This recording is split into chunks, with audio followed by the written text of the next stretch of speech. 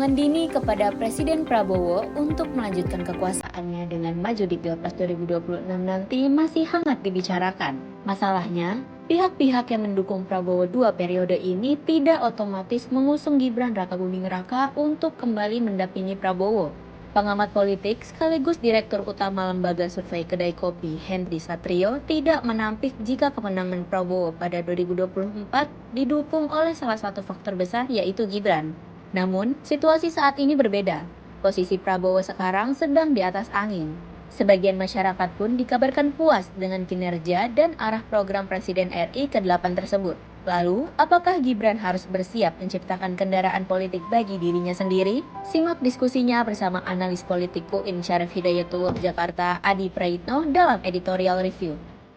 Membahas berita daerah, Detik Sore akan mengulas peristiwa kemarahan wali murid SD Jeblok 2 Jember, Jawa Timur. Kemarahan ini dipicu oleh aksi seorang guru yang menelanjangi puluhan siswa karena kehilangan uang senilai Rp75.000.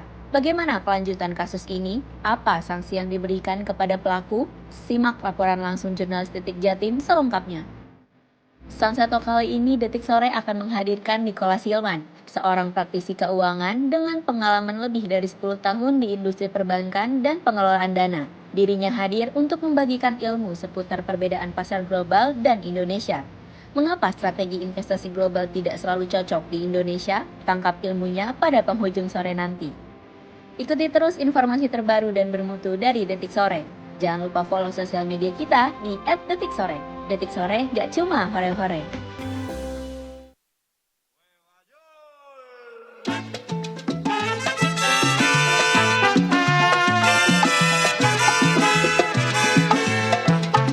Enpa la la la la la. Rasa-rasanya pengen menari salsa, padahal ini kan hari Rabu. Harusnya di hari Selasa dong. Welcome to Detik Sore. Na na na na na na na. Udah 20 detik kayaknya tuh ya. Nepayol, selamat hari Rabu Detikers semuanya. Hola amigo, gracias de nada. Itu adalah ngomong sendiri, jawab sendiri ya. Betul. Terima kasih, sama-sama. Sama-sama. Gracias de nada, samalah statusnya kayak Assalamualaikum, Waalaikumsalam. Iya, Cardi B. Dijawab sendiri. Selamat hari Rabu dan selamat datang kembali di Detik Sore. Nggak cuma ore-ore, gimana Detikers hari ini so far? Kita biasa menyapa di almost penghujung hari ya. Yes. Jadi kita mungkin bukan ngasih semangat untuk menjalani hari, tapi lebih ke arah kayak checking up. Are you okay? Aman aja hari ini gitu kan ya. Iya nih, lagi banyak banget kerjaan ya Detikers pasti nih ya. Bener. Udah masuk ke bulan kedua, masuk ke pertengahan bulan, makin Bener. banyak tuh pasti udah event-event yang akan Apalagi buat Detikers yang memang nasibnya Aha. adalah menjadi anak agency. True. Lagi menjalankan campaign Ramadan. Congratulations. Belum Imleknya juga, mepet tuh semuanya. Iya bener, campaign Nyepi. Imlek, Nyepi, Ramadan, Lebaran. Sibuk deh. Ini sibuk banget juga nih, geser-geser juga. Kita bikin meja yang agak gedean gak sih? Kita bikin meja yang Apa agak yang gedean. bundar boleh gak? Iya, yang kayak Pak Prabowo menjamu pengusaha-pengusaha kelas kakap kemarin. Oh, ini obrolannya adalah ngomongin. Boleh? Itu kegedean sih. Diundang tuh yang para pengusaha-pengusaha besar di Yes. Indonesia Konglomerat. ya. Konglomerat juga di Indonesia. Ngomongin apa katanya? Katanya sih dalam usaha inkorporasi ekonomi Indonesia. Jadi kayak bersatu Berdaulat. semua. Berdaulat tentu. Adil dan makmur. Kalian tahu nggak lagunya ciptanya Pak SBY? Salah satunya. Maaf banget. Bersatu, bersatulah kawan, Oh iya. bersatu semua. Gitu. Jangan di kemana-mana nanti kita Enggak, susah bukan. lagi belokinnya. Bukan itu lagunya Chandra Darusman. Ini dibawain ini ya di Pesta Pora. Bukan, Pesta Pora bawain gak ya? Lupa. Tapi yang pasti ini dibawain pertama kalinya ketika upacara 17 Agustus ketika beliau jadi presiden sama Gita Bahana Nusantara. Tapi diundang juga nggak ke pertemuannya Pak Prabowo? Pak SBY-nya. Iya. Kemarin sih enggak, khusus pengusaha-pengusaha kayaknya. Karena Katanya- yang datang semuanya memang khusus pengusaha doang. Benar, termasuk juga yang mau gue tanyain adalah mereka tuh ngomongin apa, bener nggak katanya salah satu outlet atau hasil dari pertemuan itu tuh bakalan cukup berpengaruh juga sama kita, terutama yang lagi mencari pekerjaan. Katanya emang lagi disuruh bikin lapangan pekerjaan ya para pengusaha itu ya. Sebenarnya yang minta audiensi tuh para pengusaha ini. Ya mungkin ada banyak ini ya usulan-usulan juga ke pemerintah supaya gimana nih biar dunia usaha tuh makin bagus gitu kan.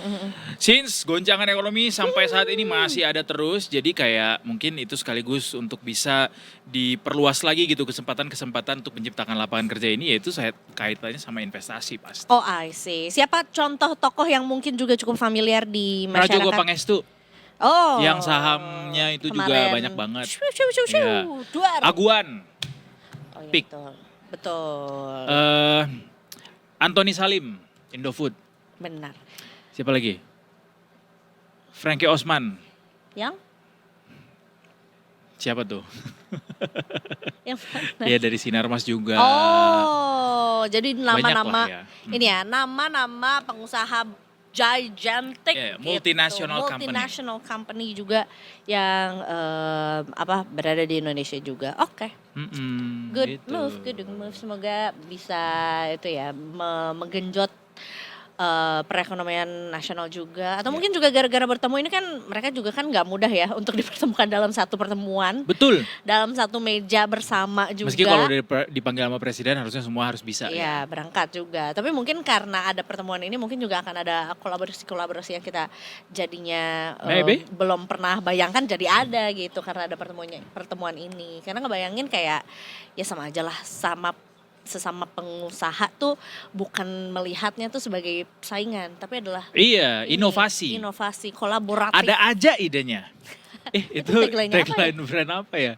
Apa I just made a new tagline? Bukan, kalau ada aja alasan ke bento. Betul. Ada aja alasan kita tuh mau berkontribusi sama perdamaian dunia.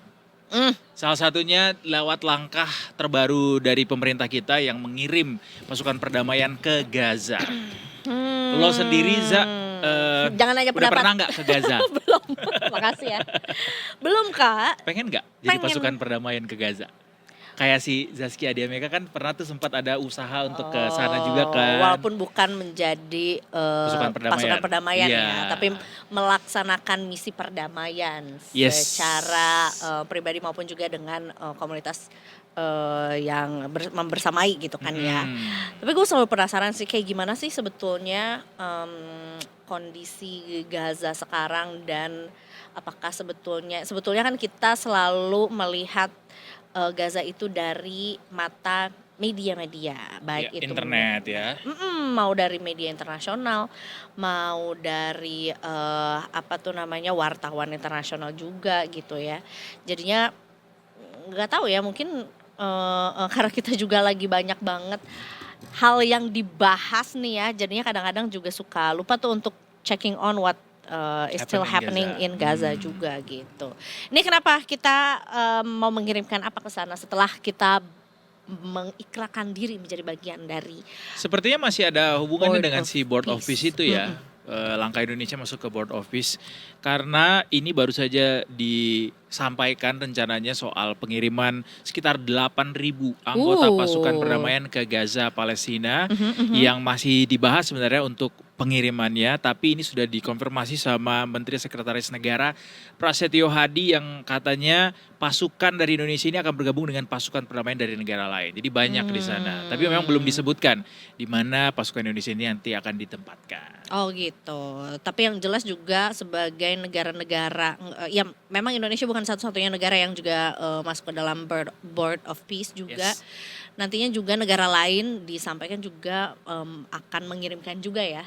Walaupun sampai saat ini juga belum, negara-negara yang tergabung juga belum mengirimkan pasukan perdamaian ke sana. Tapi nanti pasukan perdamaian Indonesia akan bergabung sama pasukan perdamaian dari Qatar, Mesir, UAE. Betul. Ini Azerbaijan, aku udah pernah ke sana. Sombong banget. Banyak lah ya. Termasuk dari USA juga ada di sana, dari negara-negara Eropa lainnya juga ada di sana. Betul. Banyak. Nah, Ini emang disampaikan juga sama Kemlu kita, memang belum tahu kapan dan akan ditempatkan di mana.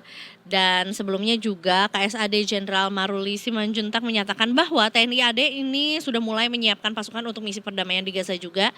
Dan persiapan dilakukan untuk sambil menunggu hasil koordinasi resmi dari Mabes TNI terkait kebutuhan dan karakter personel yang akan ditugaskan ya. Tapi yang bikin kita bangga sama wacana ini adalah Indonesia happen to be the first country yang akan mengirimkan pasukan perdamaian ke Gaza nanti.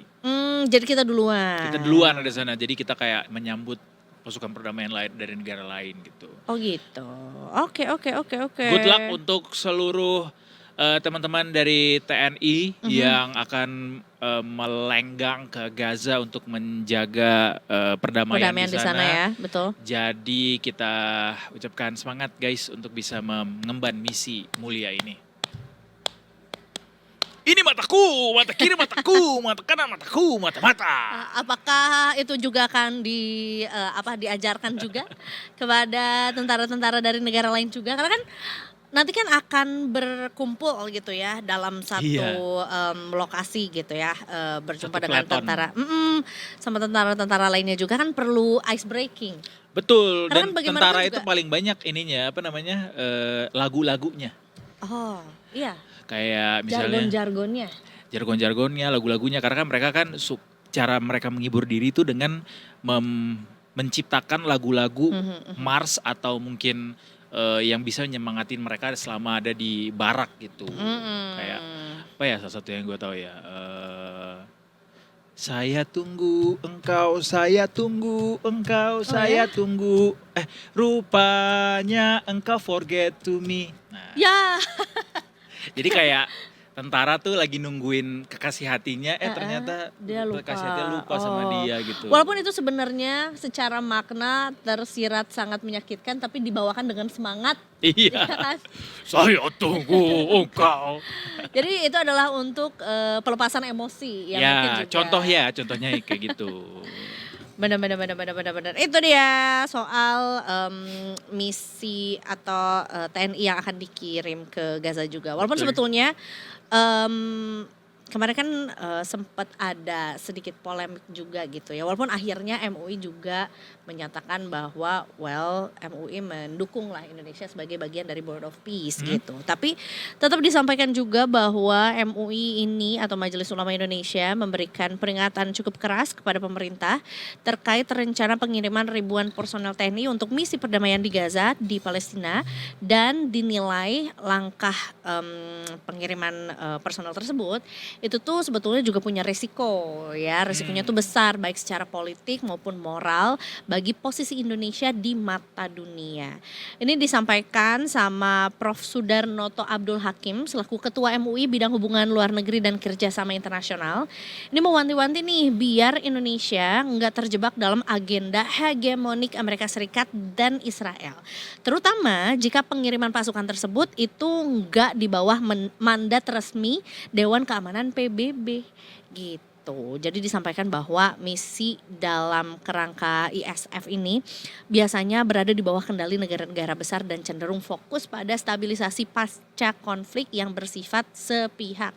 Jadi ada kekhawatiran fokus misinya tuh justru pada demilitarisasi di Gaza, termasuk pelucutan senjata Hamas yang dianggap ini tuh sebenarnya bukan solusi yang sebenarnya loh bagi kemerdekaan dari Palestina itu sendiri. Nah, dia menambahkan jika kerangka misi ini tidak diperjelas, Indonesia beresiko terlibat konfrontasi langsung dengan kelompok-kelompok pejuang Palestina seperti Hamas contohnya, dan dinilai bakal menghancurkan reputasi Indonesia yang selama ini dikenal sebagai pembela setia Palestina. Makanya sebenarnya MUI ini berharap pemerintah mempertimbangkan ulang secara matang rencana mengenai pengiriman personil ke Gaza. Apalagi jumlahnya besar banget, 8.000 orang. Biar sebenarnya misi kemanusiaan yang diniatkan tuh nggak justru berbalik atau merugikan perjuangan bangsa Palestina, atau bahkan juga malah menghancurkan apa yang sebetulnya Indonesia udah perjuangkan selama ini untuk Palestina juga. Gitu. Intinya jangan sampai kita jadi alat justru untuk memperlebar atau memperluas kekuasaan dari pihak-pihak tertentu gitu ya. Ini cukup menarik juga, sebetulnya juga MUI itu bukannya tidak mendukung, tapi sebetulnya juga ada 6 poin yang harus diperhatikan juga sama pemerintah. Nah ini apa tuh aja udah disampaikan melalui surat edaran dari MUI ke pemerintah, dilayangkan di tanggal 3 Februari lalu. Pokoknya Indonesia bergabung ke Board of Peace, kenapa? Tapi ada 6 poin yang harus diperhatikan. Pertama, meminta Board of Peace mendesak Israel segera mengakui Palestina sebagai negara merdeka dan berdaulat. Kedua, pemerintah Indonesia harus menjamin keterlibatan Board of Peace untuk tidak menjadi alat untuk melanggengkan penjajahan Israel atau kejahatan perang, ya dong. Yang ketiga, prinsip solusi dua negara harus menjadi subjek dan tujuan utama Indonesia. Ini tuh prinsip solusi dua negara harus menjadi subjek dan tujuan utama Indonesia dalam bergabung dalam forum Board of Peace ini. Keempat, pemerintah harus tegas memperjuangkan keterwakilan pihak Palestina di dalam Board of Peace. So it's not about us, it's about them. Yang kelima adalah mengingatkan agar pasukan TNI tidak dijadikan alat untuk melumpuhkan perjuangan Hamas atau kelompok pro-Palestina lainnya demi keuntungan Israel. Dan yang keenam, pemerintah wajib konsisten dengan politik luar negeri bebas aktif dan komitmen terhadap kemerdekaan dari masyarakat Palestina dan Palestina sebagai negara. Gitu. Merdeka. Berdaulat, adil dan makmur. Itu adalah sila ke? Oh bukan, itu adalah pembukaan Undang-undang dasar. Aku juga loading juga. Kok tiba-tiba sila. Kita Gitu. tinggalkan Gaza yang saat ini tengah dikepung sama banyak pasukan perdamaian mestinya ya, yang harusnya jadi bikin kedamaian di Gaza semakin valid gitu ya. Betul. Kita ke persiapan Jakarta menjelang Hari Raya Imlek yang akan segera berlangsung dalam waktu 1 minggu ke depan, Detikers. Gongsi gongsi gongsi nih ya, gongsi gongsi gongsi nih. Tadi gue nonton videonya Presiden Xi Jinping. Oke. Beliau tuh lagi jalan-jalan. Bibi lu bukan. Bukan. Presiden Xi Jinping lagi jalan-jalan di Beijing di pinggiran kota gitu. Jadi katanya emang itu tradisinya setiap jelang Imlek atau Tahun Baru Cina itu presiden mengunjungi lansia, mengunjungi pedagang-pedagang di pasar. Baru tahu Xi Jinping konsep blusukan ya. Baru tahu. Baru lihat gue videonya tadi. Been there, done that. Our your president. ancestors. Oh gitu. Iya lucu banget, maksudnya karena kan beliau selama ini dikenal dengan presiden atau pemimpin negara dunia yang punya pengawalan ketat, super ketat gitu ya. Nah, ketika tahun baru ini beliau kembali ke lapangan gitu, bertemu dengan komunitas akar rumput buat menyampaikan doa-doa gitu ke masyarakat juga, harapannya semoga semakin makmur. Gitu. Kalau Chinese New Year tuh identik ya dengan harapan-harapannya tuh selalu sama gitu biasanya, kemakmuran, kesehatan, kesejahteraan. Kesejahteraan. Gak muluk-muluk gitu. Tapi sebenarnya kita juga sama juga sih. Serta mulia. Iya, panjang umur serta panjang mulia. umurnya serta mulia juga gitu ya. Tapi kayaknya sama lah, maksudnya harapan di sesuatu yang baru, tahun yang baru di seluruh dunia ya memang buat keberkahan, kebaikan bersama, kesehatan bersama, umur yang panjang gitu ya. Dan sebetulnya juga DKI Jakarta juga ini turut meramaikan ya hari besar ya Imlek ini dengan mengadakan festival Imlek Jakarta. Ini Detikers, no worries, semuanya diundang ya.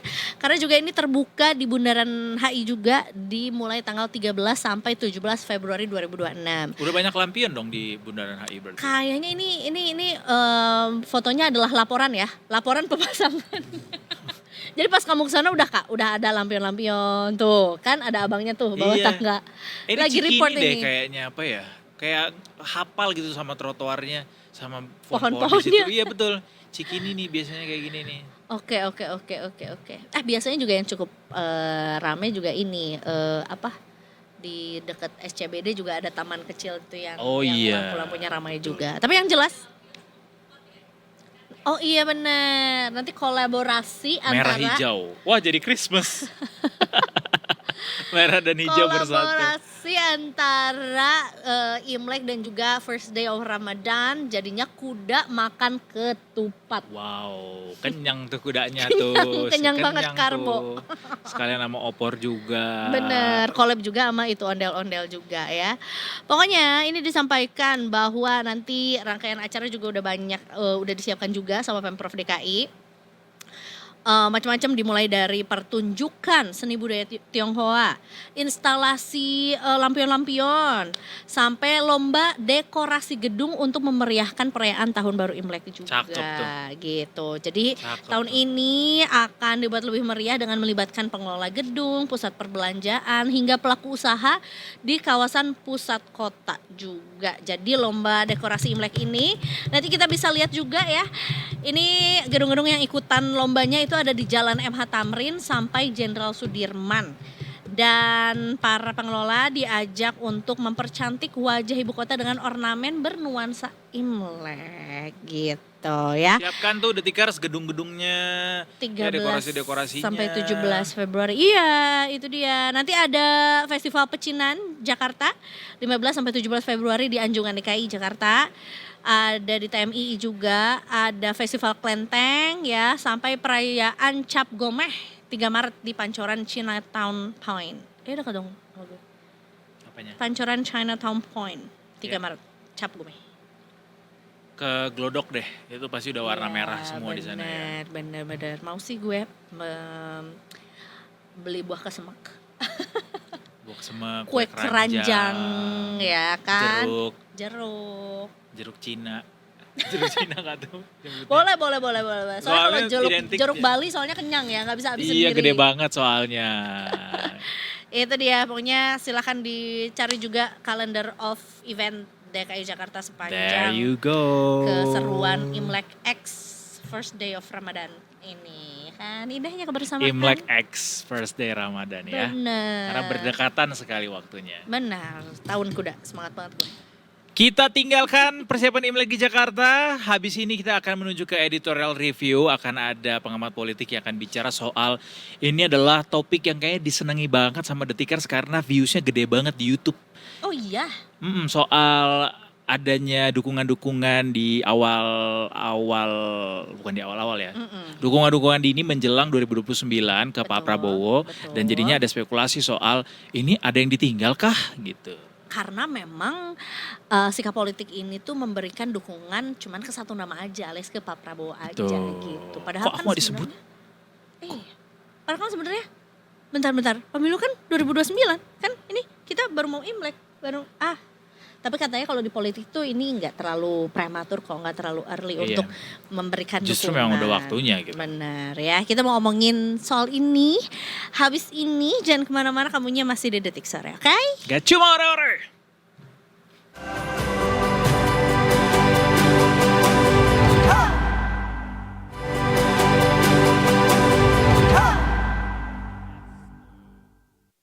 Kita semangat banget nih untuk sesi berikut ini, yaitu adalah editorial review. Sama seperti semangat membara yang tadi kita sampaikan juga di ujung tahun ular menuju tahun kuda api. Kuda. Kita juga bersama dengan, ini pion kuda juga nih kayaknya ya. Wow. Jalannya L. Jalannya L. Kemana-mana bisa sebenarnya. juga nih. Bisa ya. Ada Mas Adi Praitno, Direktur Eksekutif dari Parameter Politik Indonesia yang hadir kembali di Detik Selamat sore ini. sore. Welcome back Mas Adi. Gimana? Ini adalah waktu yang tepat Mas Adi hadir kembali karena Benar. sepertinya banyak nih gunjang-ganjing di dunia Iya. netizen Termasuk juga Mas Adi udah semangat juga untuk menjawab pertanyaan. Kalau kita juga. melihat ini Warnanya? jaketku merah putih. Ya kan? ya. Sangat Indonesia Sangat Raya. Indonesia. Enggak, persisnya nggak ada jaket lagi sih. Tolong sponsor yang mau endorse. Bisa ya, Ada masuk nih Mas sini ya. Adi nih di sini nih. Kira-kira selain jaket apalagi masih yang bisa masuk? Ya, yang penting untungin lah. Tapi ini nih Mas, kemarin kita sebetulnya sudah sempat bahas tipis-tipis soal adanya sikap politik yang Oke, disampaikan oke. sama PAN, kemudian sekarang kalau nggak salah disusul juga sama PKS ya. Hmm. Dua-duanya memang anggota dari Kimples yang memang mengusung Presiden Prabowo juga gitu. Tapi memang yang disebutkan sikap politiknya, dukungannya itu memang hanya disebutkan ke satu nama, yaitu adalah Pak Prabowo aja, Presiden Prabowo aja. Gitu ya? Iya, nggak disebut sepaket katanya. Kukira kalau nyebut Detik Sore tuh Eza sama Edo, kita juga nggak dijual terpisah Mas. Tapi ini case-nya beda nih, gimana Mas Adi melihatnya? Yap, pertama memang ada kecenderungan bahwa paket calon presiden dan wakil presiden petahana itu hampir mustahil dua Terjadi, periode. ya. Itu SBY bisa dicek, begitupun dengan Pak Jokowi, di mana periode keduanya cenderung untuk ganti pasangan. Kan kita tahu SBY itu pasangan keduanya adalah Pak Budiono, begitupun dengan Pak Jokowi pasangan keduanya adalah Kiai Ma'ruf Amin. Itu yang sebenarnya publik menebak-nebak bahwa soal kemungkinan calon wakilnya Pak Prabowo Subianto di 2029 ya relatif mungkin akan ganti orang.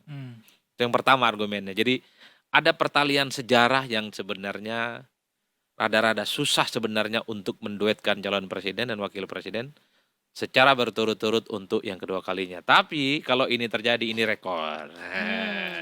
Pecah rekor Pertama dong. kalinya untuk Pertama kalinya Dan setelah harusnya nggak asing sama rekor itu ya, karena kayaknya ketika Pak Prabowo jadi presiden juga banyak rekor-rekor baru juga tercipta tuh. Oh iya, ya. Kan pada akhirnya soal siapa pendamping Prabowo di 2029 ya sangat tergantung dengan Prabowo Subianto. Saya termasuk yang hakul yakin kalau Prabowo sudah memutuskan siapa calon pendampingnya, partai-partai pendukungnya itu ya bahasamu lah bro, Akan ngikut. sami'na wa atokna. Pasti akan tegak lurus. Ya kalau tidak tegak lurus dengan pilihan politik Prabowo Subianto, ya mereka pasti akan membelot dan melawan dong. Ya opsinya ya keluar dari barisan dan bikin barisan sendiri. Tapi yang kedua menurut saya adalah ini adalah cara dari partai politik untuk menunjukkan loyalitas dan soliditas dukungannya kepada Prabowo. Pertama mungkin karena ini faktor chemistry yang sama. Prabowo itu dianggap memiliki approval rating dan kinerja yang beririsan tebal dengan kepentingan-kepentingan partai pengusung politiknya. Jadi loyalitas dan konsolidasi itulah yang kemudian dimulai sejak dini. Meski banyak yang mengkritik, ya ini kan Belanda masih jauh. Pemilu masih menyisakan 4 tahun. betul. Apa salahnya bicara politik dari sekarang? Yang penting tidak meninggalkan tugas utama. Oh gitu. Emangnya kalau nggak ngomongin politik, tugas utama beres? Kan nggak juga. Bagi saya nggak soal. Mau bicara 46 jam tiap hari tentang pilpres, siapa calon wakilnya? Nggak soal. Yang penting tugas-tugas utama sebagai pejabat publik untuk kepentingan rakyat dilakukan. Toh memang hari-hari kita juga dilalui dengan berbagai macam sikap Ya politik apa juga coba? kan. Sekarang kalau nggak ngomong politik nggak ada yang ngerespon kok. Bicara tentang angka-angka ekonomi banyak nggak ngerti loh.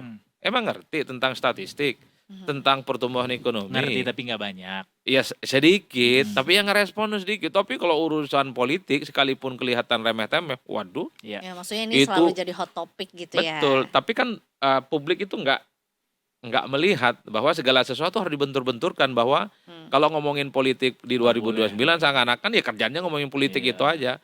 Kan Sah-sah ketum-ketum saja. partai itu juga adalah mereka yang menjadi pejabat publik, ada yang jadi menteri, ada yang jadi menko. Ya, Betul, Mereka betul. ngomong politik, mereka juga ngomong di 2029. Betul, betul. Bagi politisi itu sekali mendayung 4 pulau terlampaui. Bukan cuma 2 pulau, Pak. Jadi kalau ada netizen yang bilang ngapain sih ngomong-ngomongin soal dukung 2029, orang masih lama, sah-sah aja ngomongin itu di hari Betul. ini. Bahkan dari 2 tahun yang lalu juga udah ngomongin 2034 juga sah-sah aja Betul. juga. Mau ngomongin yang 2045 juga nggak masalah. Bukankah ada seseorang yang sejak lahir katanya ingin diproyeksikan jadi presiden tuh? Oh. Biasa-biasa saja. Nah, saya mau tambahkan faktor yang ketiga. Kenapa partai politik pendukung pemerintah itu menyatakan dukungan sejak awal? Ini tentu adalah pilihan politik yang realistis kok. Bicara Pilpres 2029 ya rasa-rasanya agak susah. melawan petahana seperti Oke. Prabowo Subianto. Ya, loyalitas dan totalitas itulah yang sepertinya ingin ditunjukkan. Siapa tahu Oke. loyalitas dan totalitas partai ini berbuah manis. Misalnya Hmm. ketua umum mereka ada yang dilirik jadi wapres. Nah, itu dia. Tadi aku salah mention, bukan PKS tapi PKB sebenarnya yang betul. nyusul tuh, yang Yang sudah kemudian menyuarakan gitu ya. benar, termasuk juga mengusungkan dan mengusulkan mungkin ya kita Ya. membacanya Caimin untuk jadi wapres. Begitupun juga PAN udah lebih duluan juga dengan nama Zulhas yang usulkan gitu ya. Nah, ini kan sebenarnya at the moment PAN sama PKB ini masih dalam satu kubu yang sama dong, karena Ya, dalam apa ya, koalisi Kim Plus, koalisi permanen juga. Nah, ini apakah akan menjadi sebuah sikut-sikutan di awal juga antara PKB dan juga PAN atau akan bagaimana nih dari dua? Kan ini dua nama berbeda. Per hari ini kalau mau jujur rivalitasnya sudah mulai bermunculan. Mhm. Karena bicara tentang siapa pendamping Prabowo kan masing-masing pihak pendukung Prabowo kan sudah mulai bicara speak up. Even Pak Jokowi bicara tentang Prabowo Gibran 2 periode. Jadi sekalipun Pak Jokowi itu tidak mewakili partai manapun, tapi apapun judulnya publik kan melihat bahwa Pak Prabowo dengan Pak Jokowi memiliki hubungan politik yang cukup bagus. Jadi itu dianggap variabel penting kan, faktor Jokowinya. Ya kalau kita mau cek juga kan PAN pada saat yang bersamaan ngomong. Itu kan sesaat setelah PKB dukung Prabowo untuk yang kedua kalinya. Kata PAN rasa-rasanya kalau bicara tentang calon wakil presiden Prabowo, PAN jauh lebih pantas dan lebih reasonable. Kenapa? PAN ini adalah partai politik yang sangat konsisten. Oke. Tegak lurus membersamai perjuangan Prabowo Subianto. Dan memang pertalian sejarahnya PAN selalu dengan Prabowo. 2014 dengan Pak Prabowo kalah. 2019 dukung Prabowo kalah. 2024 menang.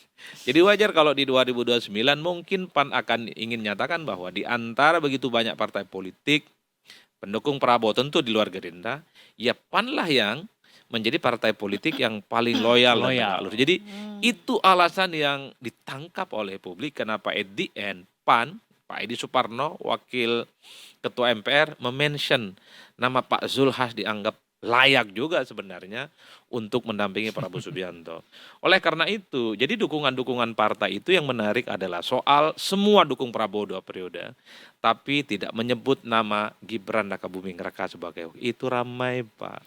Tentu saja ramai Mas Hadi karena nama Gibran, nama Mas Gibran sama saja dengan nama Pak Jokowi. Betul. Karena ya Mas Gibran ada juga tidak lepas dari peran Pak Jokowi juga di situ. Dan ketika Pak Prabowo katakanlah tidak mendampingi atau tidak didampingi oleh Mas Gibran nanti di 2029, berarti ada ini dong nih, pecah kongsi nih.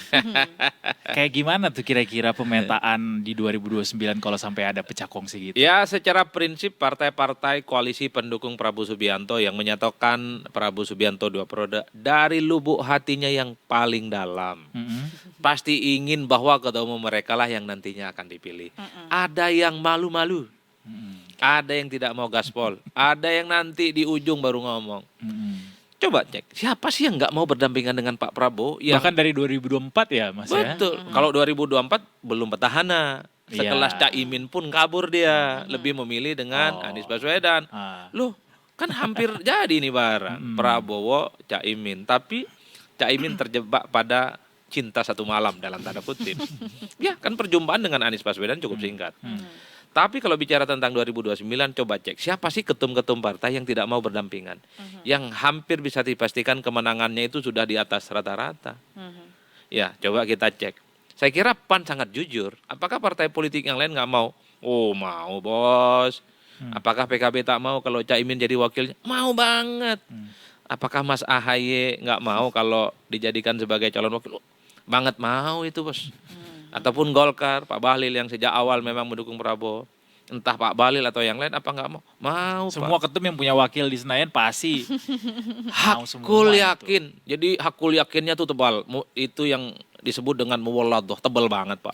Jadi hakul yakin sudah cetak tebal, warnanya dihitemin lagi Pak. Underscore lagi. Underscore bola. Pak saya kebelet nih Pak, pengen namain Bapak. Kalau bisa bilang gitu ya. Iya Pak. Prabowo Subianto ini kan secara logika, statistik, petahana kan hampir bisa dipastikan menang kembali untuk Meski yang- banyak gejolak di dalam masa Nah, awal pemerintahan ini, Mas. Ya gejolaknya itu gejolak yang terkendali. Oh. Karena yang direbutkan itu hanya calon wakil presiden, Oke. Pak. Kalau mau jujur sebenarnya partai-partai pendukung Pak Prabowo ini bisa maju sendiri kok. Oh gitu. Karena ambang batas presiden sudah zero. Hmm. Partai-partai politik parlemen itu artinya di 2029 mereka sudah punya tiket untuk menjadi peserta pemilu. Dalam undang-undang disebutkan partai peserta pemilu dia boleh mencalonkan diri sebagai calon wakil presiden.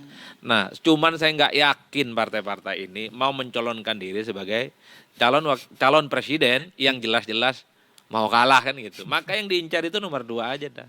Jadi itu yang saya sebut gejolaknya terbatas. Makanya yang ramai itu siapa sih sebenarnya yang akan dipilih at the end dalam satu beauty contest.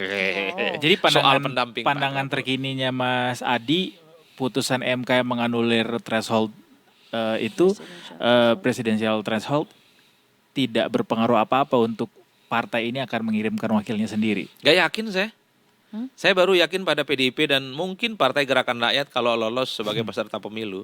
Di luar itu rasa-rasanya partai-partai ini ya hanya ingin berebut soal siapa menjadi calon Pendamping wakil nomor 2. Pak Iya, Prabowo. Pak Prabowo. Itu saja. PDIP mungkin mentok, nggak ada pilihan lagi. Karena kalau bergabung dengan Prabowo kepanjangan juga ini rombongannya. Mending opsi sendiri, minimal untuk menyelamatkan di pilegnya. Tapi balik lagi Mas, jadinya gimana tuh Pak Prabowo Nah. dengan Jokowi? Opsinya 2. Ini kan andai-andai nih ya, andai-andai pecah kongsi dan Gibran tidak dipilih. Opsi pertama tentu mendukung tanpa syarat. Jadi bareng terus. Sekalipun Mas Wapres Gibran misalnya tidak jadi pendamping. Itu yang disebut dengan koalisi lillahi ta'ala. Koalisi ingin masuk surga. Ikhlas. Koalisi ikhlas seikhlas-ikhlasnya. Koalisi berdasarkan nilai, visi misi, kepentingan bersama, Wow, keberlanjutan indah sekali ya. and so on ila akhirih dan seterusnya dan seterusnya. Oke, itu yang pertama. Yang pertama, itu kemungkinan positifnya. Tapi ada opsi-opsi yang sangat mungkin Ini lebih besar lagi nih menjadi rival. posibilitasnya. Ini kan pernyataan Ketua Harian PSI Pak Ahmad Ali bagi saya sekalipun diklarifikasi ya, itu bukan tidak mungkin akan menjadi sesuatu yang rasional. Apalagi misalnya posisi Gibran hari ini adalah wapres yang saya kira tingkat popularitinya itu kan juga masuk dalam top of mind. Kalau bicara soal calon presiden yang populer, yang disebut oleh masyarakat, muncul nama Gibran di situ, Pak. Tentu di luar nama Anies Baswedan dan seterusnya. Maka potensial sangat head to head dan akan dimajukan. Kenapa? Saya kira Gibran itu punya banyak instrumen untuk maju. Oh ya? Untuk head to head. Iya dong. Satu, Hmm. punya mentor yang mantap, namanya Pak Jokowi. Nggak pernah kalah pemilu, Pak. Apapun bentuknya. Iya, apapun Iya. judulnya lah. Iya. Kan faktanya memang Iya. nggak pernah kalah pemilu. Iya. Oke. Solo 2 periode, Jakarta Iya. 2 tahun, Iya. presiden. Nah, kan tinggal kesaktiannya diuji kan, melawan kembali dengan Pak Prabowo. Apalagi Jokowi punya track record mengalahkan Prabowo 2 kali. Bisa diuji Setiap nggak nih? kali head to head selalu menang. Iya.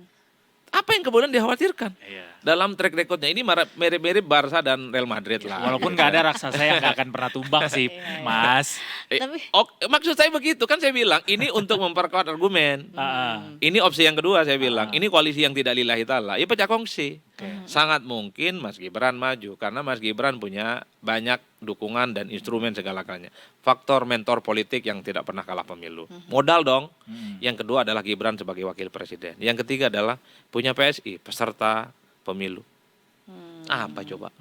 Itu yang sepertinya membuat PSI cukup yakin bahwa bahkan begitu banyak skenario-skenario yang akan bermunculan nantinya jika at the end Mas Wapres tidak dipilih sebagai pendamping. Posibilitas untuk- yang paling besar yang kedua tadi dong. Betul, kan tinggal diuji apakah Pak Jokowi itu sakti sesakti-saktinya setelah tak jadi presiden dan setelah tak bersama dengan PDIP.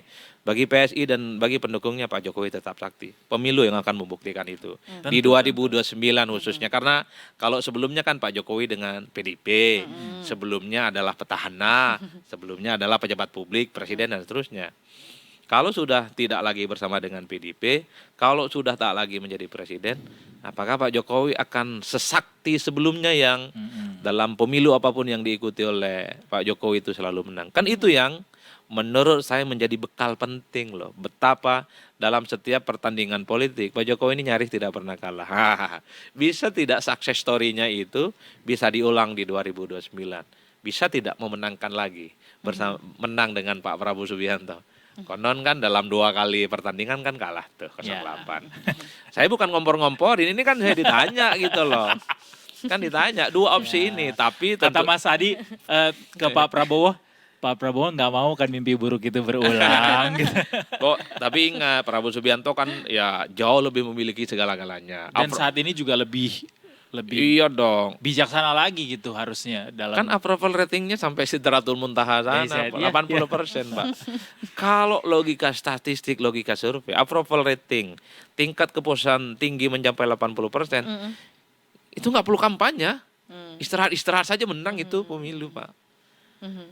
Itu angka-angka statistik yang bicara, bukan Otomatis saya. ya, gitu Dan ya. itu logika politik secara sederhana. Jadi Mas, aku pengen dua kemungkinan itu, Mas Bro. Ya. Dua kemungkinan. Koalisi lillahi ta'ala. Tapi tadi Mas Adi udah bilang kalau kemungkinan yang kedua yang justru lebih besar. Ada perbedaan di situ. Atau mau ditambahkan kemungkinan yang ketiga. Apa tuh? Enggak pecah kongsi, enggak nyalonin, ya udah berdiam diri aja. Dua-duanya. Ya, Tapi ada kan sangat kemungkinan itu mungkin. terjadi. Kan ada dalam setiap pemilu, misalnya dulu Partai Demokrat non-blok, tidak gabung kanan, tidak gabung kiri. Gabungnya pun terkesan terpaksa karena takut disanksi, tidak boleh ikut pemilu-pemilu selanjutnya. Karena partai politik kalau tidak menentukan calon dalam kompetisi Pilpres, dia nggak boleh mengikuti pemilu-pemilu selanjutnya. Nah, karena ini bukan partai politik, terutama partai politik yang lolos ke parlemen, ya udahlah memilih berdiam diri saja. Alright. Mau melawan yang dilawan ini adalah kekuatan besar, mau koalisi lillahi ta'ala rada-rada nggak nyaman, masa iya sih orang pesta pora cuman menonton dari jauh, ya sudahlah diam 4.000 bahasa, pilihan yang jauh realistis. Jadi pengusaha lagi aja. 3 opsi. 3 Martabak lagi, bikin martabak lagi. Saya bukan memprovokasi, tapi pikiran saya itu banyak sekali orang yang berkeyakinan, terutama pendukung Pak Jokowi. Pak Jokowi ini nggak pernah kalah, sakti lah kira-kira begitu. Mas, tapi kalau boleh Kan diliterasi tinggal ke kita, diuji di 2029. betul. Kenapa sih biasanya presiden itu di periode keduanya kalau terpilih lagi cenderung pilihnya yang non parpol, Mas? Kayak Pak SBY ngajaknya Pak Budiono, Pak Jokowi ngajaknya Pak Ma'ruf Amin gitu. Bagi saya itu win-win solution. Karena pasti partai-partai pendukung ini kan begini jalan ceritanya. Bahwa dia pasti mengincar calon wakil presiden. Kenapa? Biasanya wakil presiden sangat mungkin dia akan menjadi presiden 5 tahun selanjutnya. Kalau Adi Prayitno yang berdampingan dengan Pak Prabowo, relatif hakul yakin. Ya, 2035 Adi Pray lah yang jadi presiden. Wah, pres bos. Iya. Punya segala, terkenal, punya instrumen, kebijakannya disukai orang. Itu yang saya sebut. Bagi saya, kenapa non parpol akhirnya yang pilih, ini adalah kompromi dari partai-partai pendukung. Karena misalnya gini nih, kalau misalnya PAN sodorkan Pak Zulhas, sementara ada partai yang lebih besar seperti Golkar, loh, pilih Golkar runner up loh. Dia bisa protes, jangan dong. Kalau Golkar misalnya calonin nama, yang lain juga protes, Demokrat protes, PKB protes. Popularitas Caimin misalnya sebagai orang yang pernah nyalonin sebagai calon tinggi dong. Kenapa bukan PKB saja? Bukankah PKB mewakili NU dan so on. Kalau yang PKB dipilih, jangan PKB terus dong. Sekali-kali lah PAN yang loyalitasnya tegak lurus sejak awal dan seterusnya. Deadlock, supaya tidak deadlock adalah cari yang kira-kira diterima oleh semua pihak. Siapakah dia? Calon yang tidak terafiliasi dengan partai politik manapun. Iya dong, artinya apa? Pertarungan 5 tahun selanjutnya ini lapangan datar dan terbuka. Jadi tidak ada orang yang kemudian dijagokan akan jauh lebih unggul dibandingkan yang lain. Tapi sejauh ini rasa-rasanya dari pihak Mas Gibran belum angkat bicara / Pak Jokowi ya. Dari pihak Gibran maupun Jokowi belum ada tanggapan atau respons mengenai hal ini juga. Tapi apa sikap yang mungkin ditunjukkan dengan adanya kayak kok nggak ada yang pihak gue atau memberikan Ada sikap. PSI, ada Prabowo Gibran 2 periode kok. Masih banyak yang ngomong dia. Tapi bagi saya Prabowo Gibran 2 periode itu kan juga bisa ditafsirkan dalam 3 hal. Ini semakin ingin menegaskan bahwa ya Pak Jokowi ingin terus bekerja sama dan berkoalisi dengan Prabowo Subianto. Jadi nggak bisa dibentur-benturkan lah. Ini duet yang entah sampai kapan kira-kira begitu kan solid. Oke. Yang kedua, ini tentu bagian dari bagaimana memberikan pesan bahwa sebenarnya Gibran tidak akan hanya selesai sebagai Wapres. capres atau sebagai wakil presiden 1 periode, perlu dong 2 periode. Nah yang ketiga tentu semacam cek ombak juga jangan-jangan. Memang kalau responnya rada-rada kurang oke ini proposal politik, bukan tidak mungkin akan menentukan plan A, plan B, dan plan C. Karena dalam politik itu akan selalu muncul exit, semacam solusi yang pastinya dipersiapkan untuk bicara tentang kemungkinan-kemungkinan. Per hari ini menurut saya Gibran dan para pendukungnya, salah satunya PSI, pada level tingkat kepercayaan yang cukup luar biasa. Karena ada faktor Pak Jokowi yang menurut mereka dianggap sakti mandraguna. Iya sih Mas. Ini Ini tidak banyak mau berkesimpulan. Kalau yang lain kan bilang nggak mungkin kuat, nggak mungkin soal karena udah lagi nggak jadi presiden. Ada yang bilang kuat sekalipun tak lagi jadi presiden. Saya tidak mau terjebak hitam putih. Saya selalu mengatakan waktulah yang akan menjawab di 2029. tapi Saya ngomong- tidak ingin mendahului kehendak Tuhan. ngomong-ngomong soal apa namanya test the water tadi ya. Ini test the water ini kira-kira sudah mulai ada pengaruhnya nggak Mas ke koalisi sendiri gitu? Apakah saling bukan saling dukung? Klaim-klaim ini apakah sudah mulai memberikan sentilan-sentilan ke partai-partai koalisi di dalamnya juga? Ya secara dinamika politik pasti. Tapi kan ini belum dibicarakan di atas meja dong. Soal siapa wakilnya. Bahwa Capres Prabowo untuk yang kedua kalinya di 2029 sekalipun tidak dibicarakan di atas meja, kan partai politik sudah bersetuju. Ngapain harus rapat-rapat, ngapain harus dibicarakan di atas table.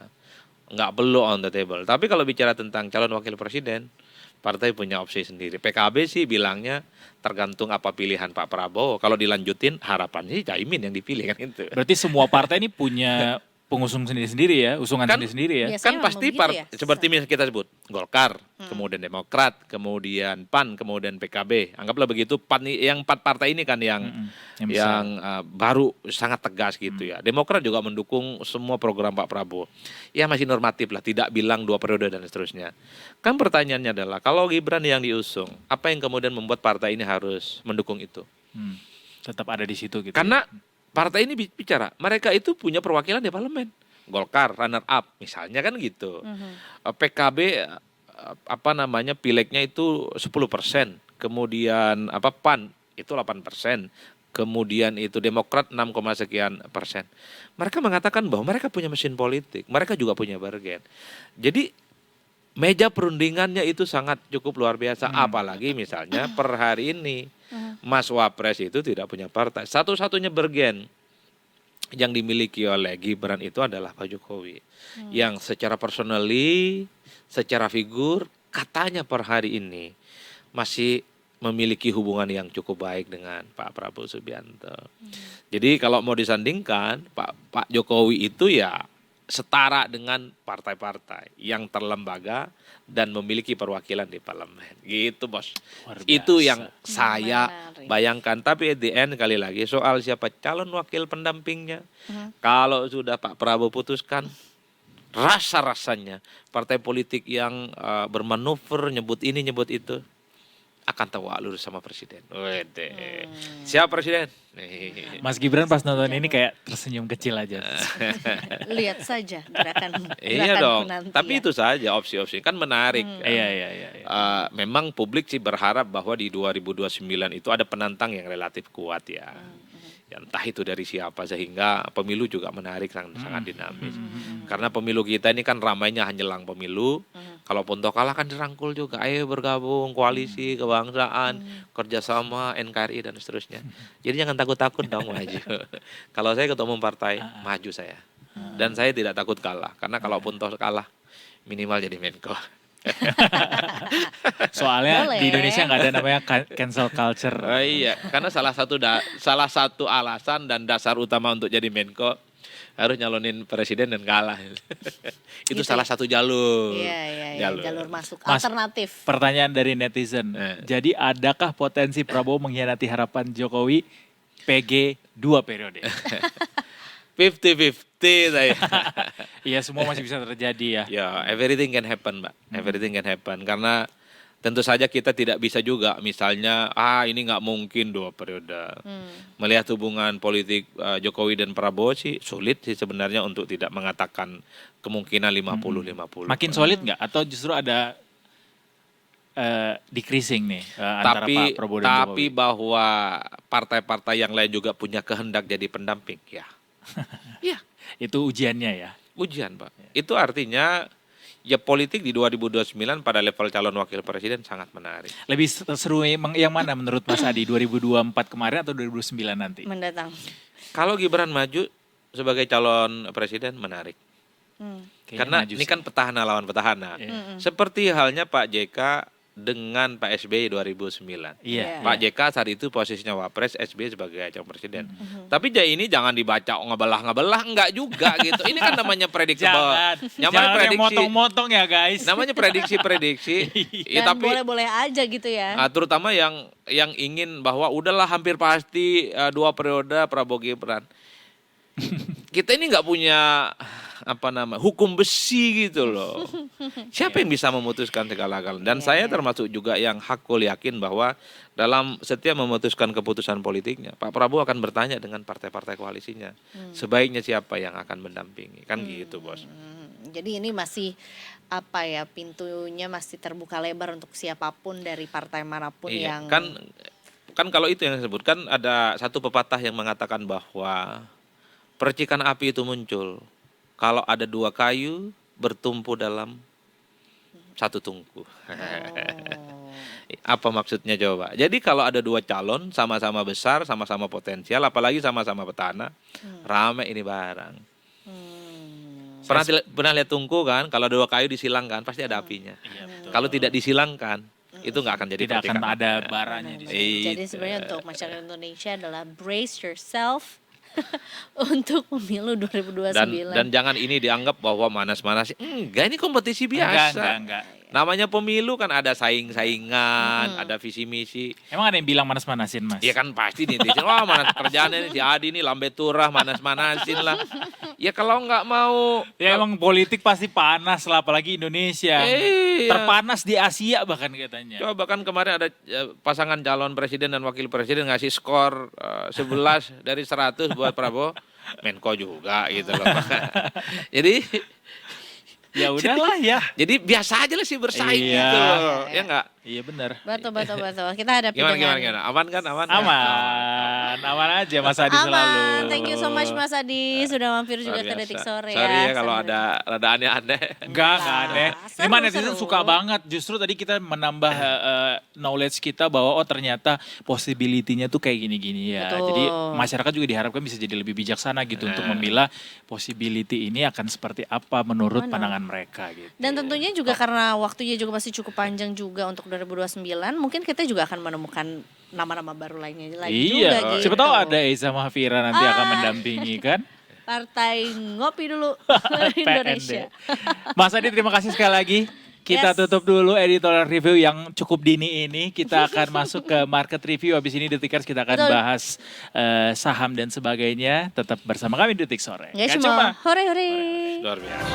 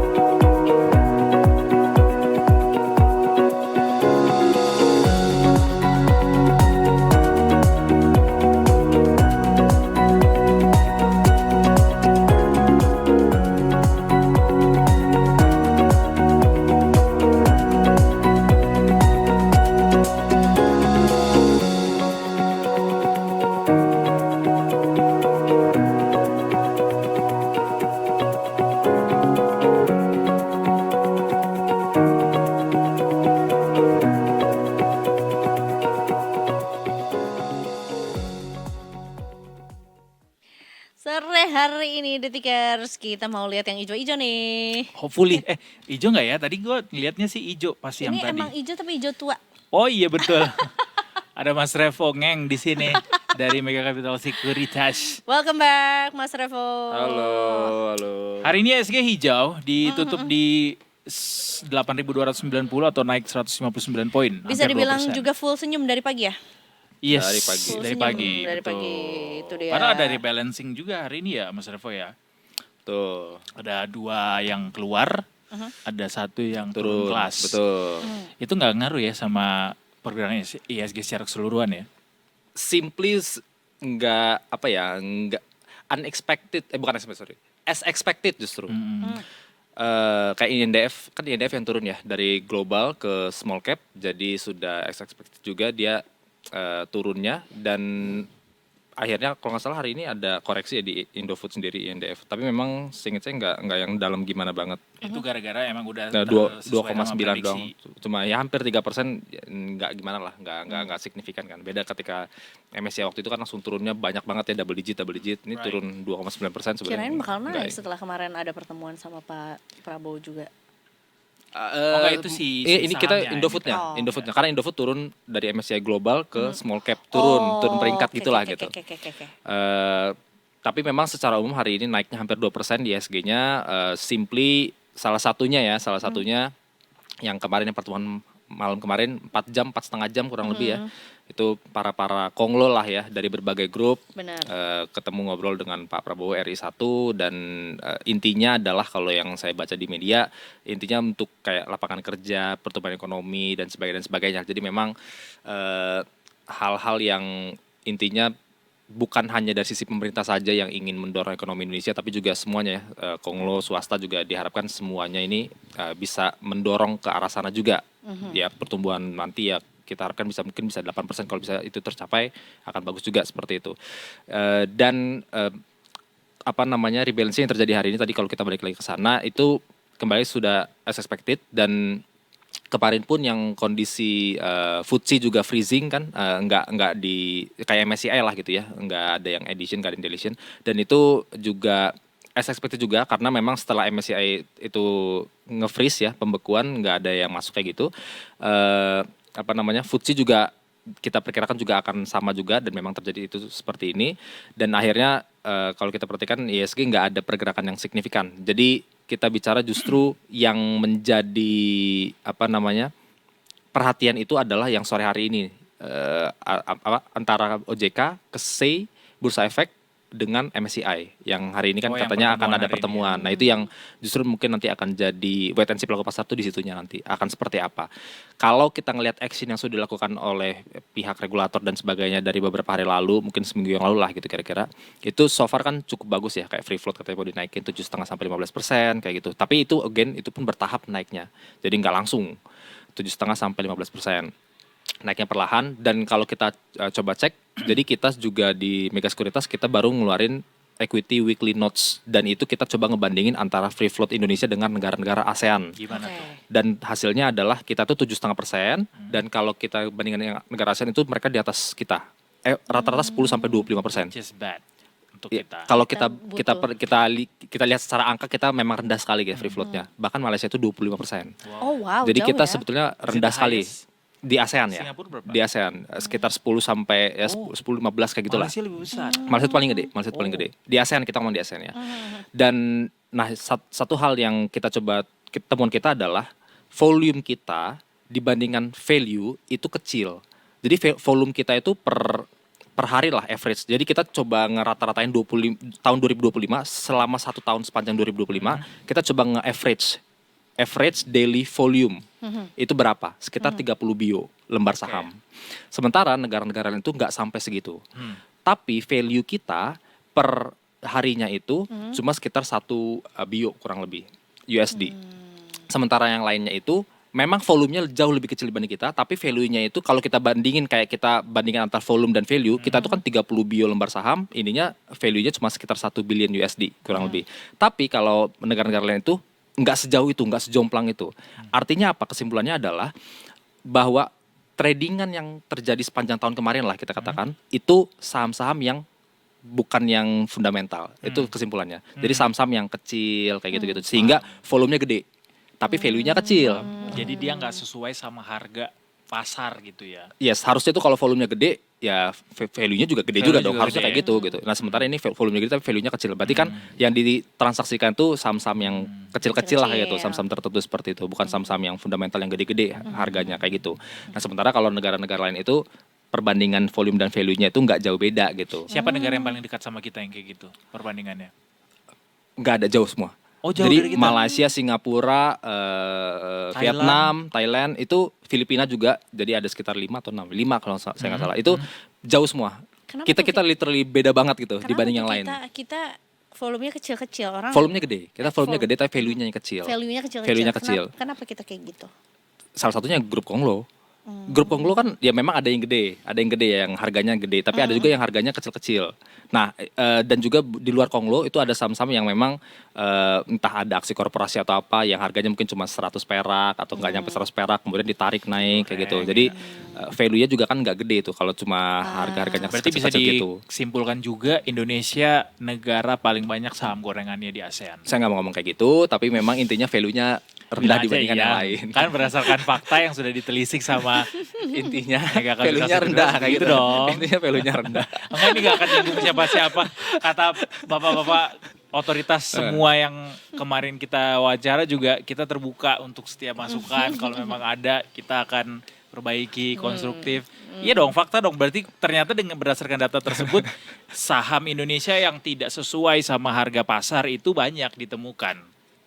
Kurang lebihnya seperti itu. Kurang lebihnya ya, kurang lebih seperti itu. Itu artinya kita ada reportnya di website, tinggal dicek tuh ada kok. Udah naik juga. Keren, Mega Capital Sekuritas guys. Gitu. Apalagi yang mesti kita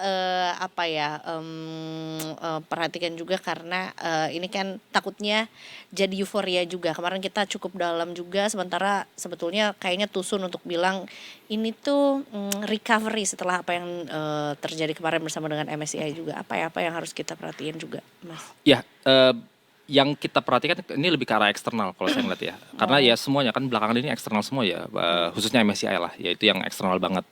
Kalau dalam negeri so far sebetulnya nggak ada something untuk saat ini ya, belum ada something yang, dan jangan sampai kalau bisa ya, nggak ada something yang benar-benar jadi concern banget. Bahkan kalau kita perhatikan data yang terakhir soal GDP lah sebagai contoh, itu kan so far juga ya oke lah kayak gitu ya, 5,11%, sementara Q4-nya 5,39, hampir 5,4%, which is itu sebetulnya angka yang cukup oke, dan kita harapkan memang target dari pemerintah sendiri di GDP 2026 dan 2027 itu kan naik terus tuh 6% kayak gitu ya. Dan lebih yang saya khawatirkan adalah sebetulnya dari sisi eksternal lagi. Jadi karena gini, institusi global itu di luar kan, ya Morgan Stanley lah, Moody's, Fitch, S&P kayak gitu, itu kan luar semua, dan ini yang dipakai oleh institusi-institusi global untuk masuk ke pasar saham Indonesia sebagai contoh kayak gitu, mau itu di bonds, mau itu di stocks market kayak gitu. Jadi yang saya khawatirkan sebetulnya adanya statement-statement yang kurang baik dari institusi global kayak gini, misalkan Goldman Sachs kayak gitu atau JP Morgan, itu kan gede-gede semua tuh. Nah itu yang sebenarnya saya takutin kayak gitu-gitunya sih. Tiba-tiba Ngeluarin report nih S&P gitu ya, ngeluarin report atau Fitch gitu ya, nurunin negatif lagi. misalkan kayak iya. gitu. Nah itu yang kita khawatirkan sih. Tapi so far kalau yang udah keluar kan ya Moody's sama ya Morgan Stanley sama FTSE kan gitu. Itu Goldman Sachs juga. ya Goldman Sachs juga memang agak-agak negatif, tapi ini udah yang gonggongnya nih, yang gede-gedenya nih. Ya paling kalau yang lain-lainnya kayak cuma ngikut-ngikutin, kayaknya harusnya nggak ya contoh kayak FTSE kemarin kan ngikutin MSCI itu kan nggak segitunya ya, dampaknya kan malah Tapi kan iya itu tadi naik kayak kata gitu. Mas Revo kan udah as expected, As kayak expected, kemarin tuh udah udah ngeluarin semua, dan kalau Udah misalnya bisa-bisa. ada lagi yang nurunin lagi ya udah Ya udah kebaca gitu. udah Jadi kebaca, harusnya jadi- market tidak bereaksi serius dong. Menurut saya seperti itu, nggak akan yang drop apa trading hard lagi kayak kemarin, enggak sih harusnya sih. Nggak Kalau separah ini kita mau lebaran, mau masuk Ramadan. Ramadan, terus kemudian lebaran nanti bulan depan, kira-kira akan berdampak seperti apa ke pasar saham kita? So far biasanya itu harusnya cukup positif. Di Februari Maret berarti kan ya, kita puasa dan lebaran di Maretnya. Jadi simply biasanya saham-saham yang memang correlated to the consumer dan retail things, yang ya minimarket kayak gitu-gitu juga kelihatan dapat cukup sentimen positif. Dan produk-produk yang dijual di sana juga di dalamnya. Karena nanti simply karena satu, demand power pasti naik. dasarnya kenapa demand power naik karena kita tahu biasanya akan ada THR di momen-momen tersebut. Artinya ada pendapatan yang naik dibandingkan bulan-bulan sebelumnya. Yang Jadi badan nih. dibelanjakan ya. Ya, jadi Kalau seperti nggak itu. dibelanjakan sih sama aja. Logiknya harusnya sih dibelanjakan. Dibelanjakan ya. Tinggal masalah porsinya ya berapa itu tergantung Iya. orang. Cuma Dan kemana? yes, betul. Cuma kalau kita lihat harusnya sih consumer masih akan terus jalan juga. Terus juga akan ada hubungan dengan consumer ini kalau kita breakdown banyak ya macam-macam banget. Bisa jadi ada hubungan dengan handphone. Nah, itu kan ada emiten-emiten yang ada correlated ke handphone. Kemudian bisa jadi ke sigaret, rokok. Ada beberapa juga di sana. Dan juga ada sentimen positif juga yang mendukung ke sigaret ini. Katanya pajak nggak naik kan, cukai. Kemudian apalagi poultry. Unggas juga kan ada soal peternakan 20 triliun itu dari pemerintah. Nah, jadi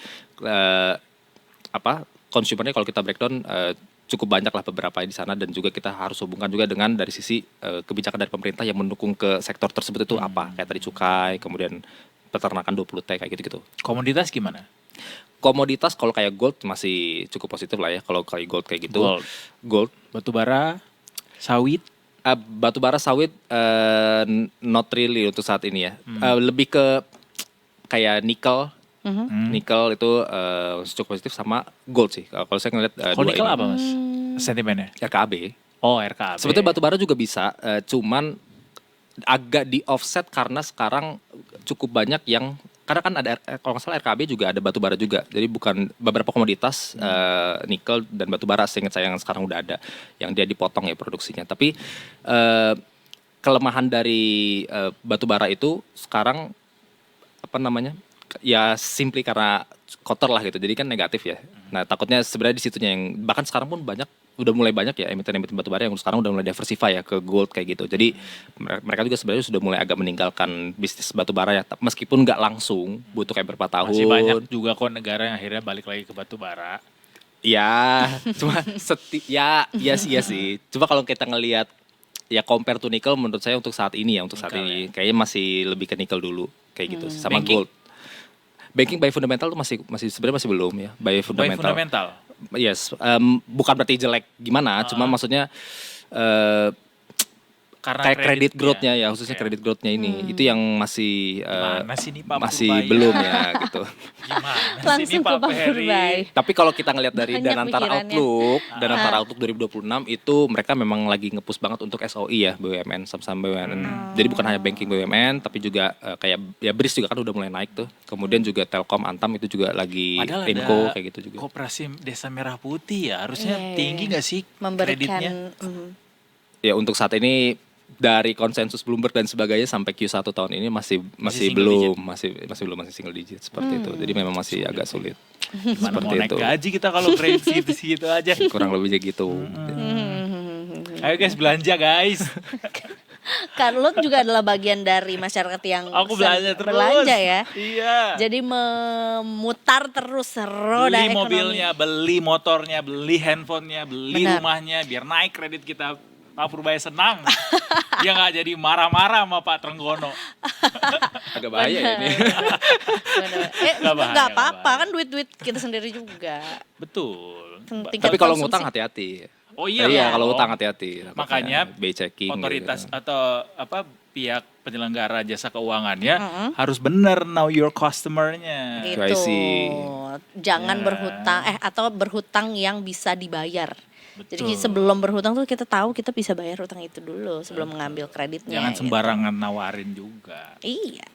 Makanya usaha-usaha naikin gaji karyawannya biar bisa. Biar bisa kayak ngambil. belinya. Benar. Biar liburan terus. Sepakat biar- nggak? Liburan. Naikin gaji. Ih, Iya sepakat banget. Santai dong. Siapa yang siapa yang nggak sepakat? Gimana bilang enggak? Ya nggak mungkin enggak lah. Aku Iya. suka uang. Mas Revo terima kasih banyak. Siap, sama-sama. Thank you Mas Hadir Revo. kembali di Detik Sore dan juga Detikers Don't Go Anywhere. Habis ini kita masih punya Berita Nusantara Betul. yang kita lewatkan dalam 2 sesi ini karena tadi ada editorial review yang muncul lebih dini ya. Kita mau lanjut ke Jember abis ini Berita Nusantara Ke ya. rumahnya Mas Anang. Wow, aku sih yes, hijau. Aku sih yes juga. Hijau, Habis ini Anang Detikers hijau. tetap di Detik Sore. Nggak cuma ore-ore.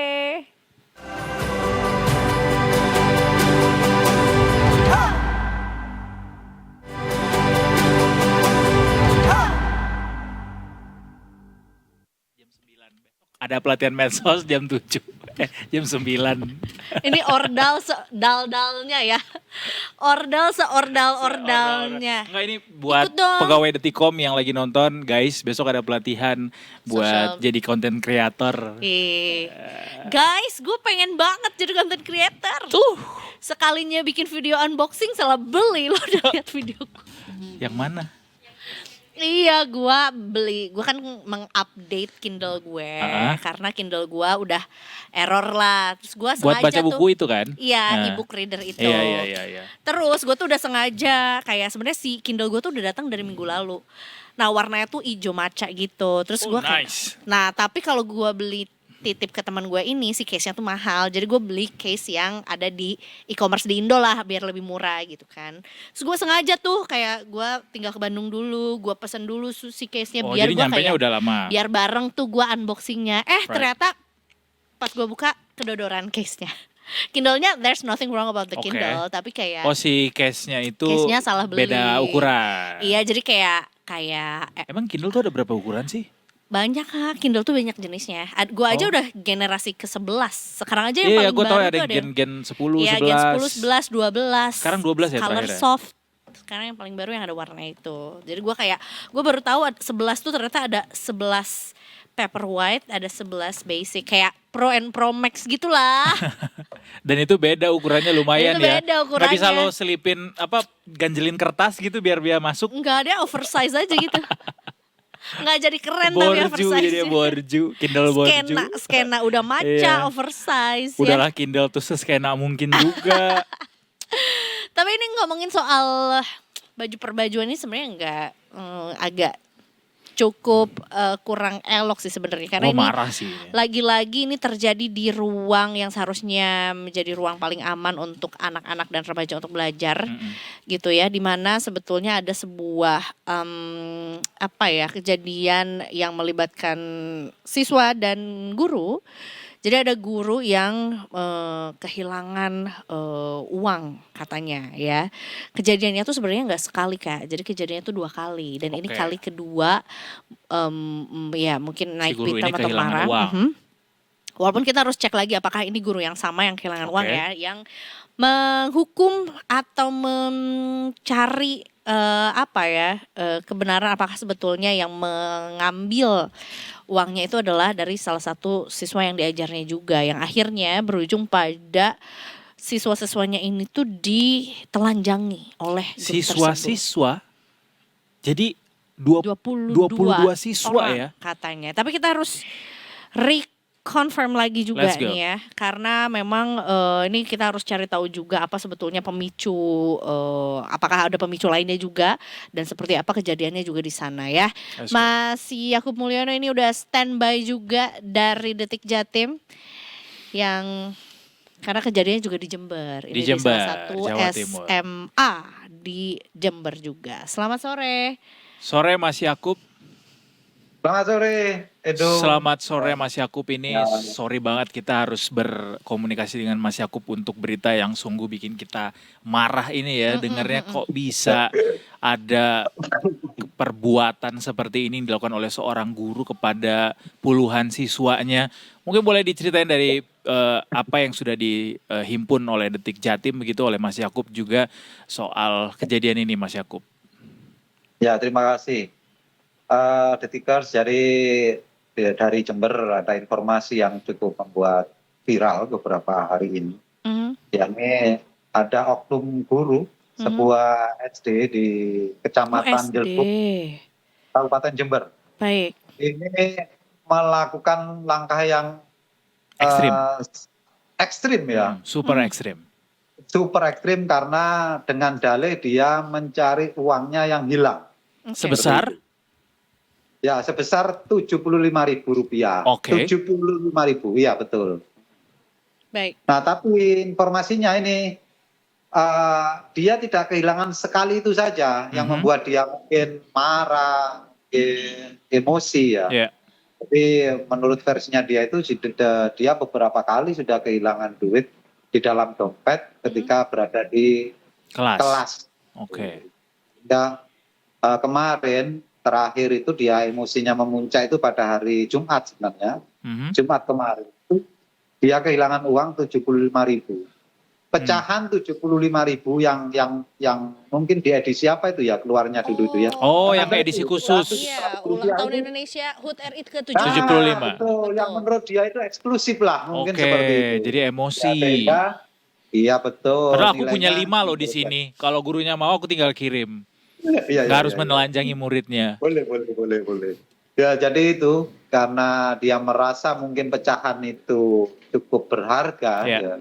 Jadi dia akhirnya memuncak. Cuma cara untuk menelusuri siapa mungkin yang mencuri itu yang menurut kita tidak bisa dibenarkan. Iya. Karena begitu dia kehilangan duit, kemudian mengumpulkan siswanya yang satu kelas itu. Ini kelas 5 ini, kebetulan dia wali kelasnya juga. Oke. Ini Ya. perempuan atau laki-laki, Mas? Perempuan Ya, gurunya ini Oke. sudah paruh baya lah, usianya Oke. sekitar 47 sampai 50 tahun. Dan Baik. yang siswanya ini apakah semuanya laki-laki atau ada yang perempuan juga?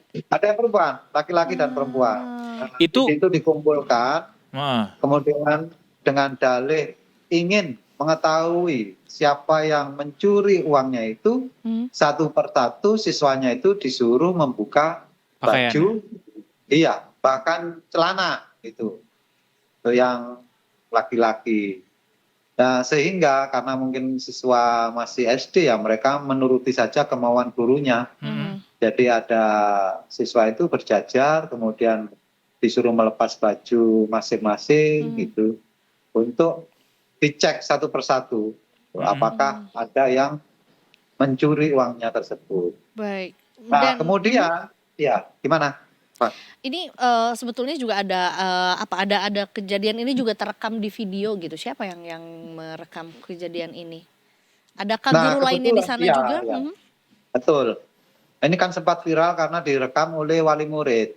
Nah, bagaimana wali murid itu tahu?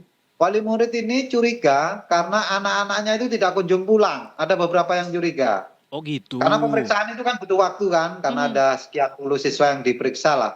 Sehingga butuh waktu meriksa satu persatu. Nah, ada beberapa wali murid yang menunggu di depan sekolah ini kok tidak keluar-keluar putranya gitu.